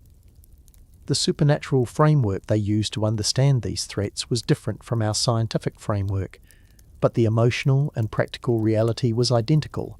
We are small and vulnerable, and the forces of nature are vast and indifferent to our survival. This is why Poseidon remains one of the most recognizable and enduring figures from Greek mythology. He wasn't a minor deity with a narrow domain and limited influence. He wasn't a distant abstraction representing philosophical concepts. He was immediate, powerful, relevant to daily life, impossible to ignore. He controlled forces that everyone experienced: water, earthquakes, storms, and his temperament matched the unpredictable nature of those forces. His trident became one of the most recognizable symbols in Western culture, appearing in art and literature and popular culture for thousands of years after the last formal worship of Poseidon ended. It represents mastery over the seas, power over nature, the combination of creation and destruction that characterized the god himself. When you see a trident, you think of Poseidon, and when you think of Poseidon, you think of the ocean and its power. The connection is immediate, intuitive, embedded so deeply in cultural memory that it persists across millennia and across cultures that have never formally worshipped the god. Stories about Poseidon continue to be retold, reimagined, adapted for new audiences and new contexts. Modern novels and films and television series draw on his mythology, using his character as the basis for fictional sea gods and underwater kingdoms, preserving the essential characteristics: power, temperament, association with the sea, even when the specific details change. The fundamentals endure because they're based on observable reality. The sea is powerful and beautiful and dangerous, and any god worthy of ruling it would have to embody those same qualities. And in the end, this is Poseidon's truest legacy. Not the specific myths or the historical worship, but the recognition that nature itself possesses characteristics we might describe as divine. Power beyond human scale, beauty that inspires awe, danger that demands respect, indifference to human preference or morality, capacity for both sustaining life and taking it away. The Greeks personified these characteristics as Poseidon, gave them human form and personality and will, made them into a god they could pray to and sacrifice to and negotiate with. We no longer worship Poseidon, no longer make sacrifices at his temples, no longer pour libations into the sea before sailing. But we still experience the same reality that generated his worship. We still depend on oceans for food and trade and climate regulation. We still face earthquakes and tsunamis and storms. We still build our civilizations on and near water, knowing that water can destroy what it sustains. The god may be gone, but the forces he personified remain, as powerful and as indifferent as ever. And when you stand at the edge of the sea, watching waves roll toward shore with rhythmic power, or when you feel the ground tremble beneath your feet and remember how fragile our structures really are, or when you see storm clouds gathering on the horizon and understand that something vast and powerful is approaching. In those moments, you're experiencing what the ancient Greeks experienced, what made them create Poseidon in the first place. You're confronting the reality that the natural world possesses power we cannot control, that we live at its mercy, that respect and caution and acknowledgement of our vulnerability are not superstition, but wisdom. That is Poseidon's legacy, the understanding that the earth shakes, the seas rise, and we are small. That power deserves respect and danger demands caution, that the same forces that give us life can take it away. That the universe is beautiful and terrible and indifferent, and that our survival depends on acknowledging these truths and acting accordingly. The Lord of the Seas, the Earth, Shaker, the god with the trident who could build Atlantis and sink it, who could calm storms and cause them, who could protect sailors and drown them. He embodied all of this, and his worship represented humanity's attempt to negotiate with forces vastly greater than ourselves. The myths tell us he was proud and temperamental, quick to anger and slow to forgive. But they also tell us he could be generous and protective, that proper respect earned his favor, that he understood his role and his responsibilities even when his emotions ran hot. He was, in the end, neither purely benevolent nor purely malevolent. He was like the sea itself, capable of beauty and violence, of sustaining life and taking it away, of calm and storm, of everything that made him essential, powerful, and impossible to ignore. Toel, and that, dreamers, is the legacy of Poseidon, god of the seas and shaker of the earth, the one who ruled the Blue Kingdom, who wielded the trident, who shaped the world through creation and destruction, who remains even now, millennia after his temples fell silent. One of the most powerful and enduring figures from the mythology that tried to explain why the ground shakes and the seas rise and why we are wise to remember that we are small.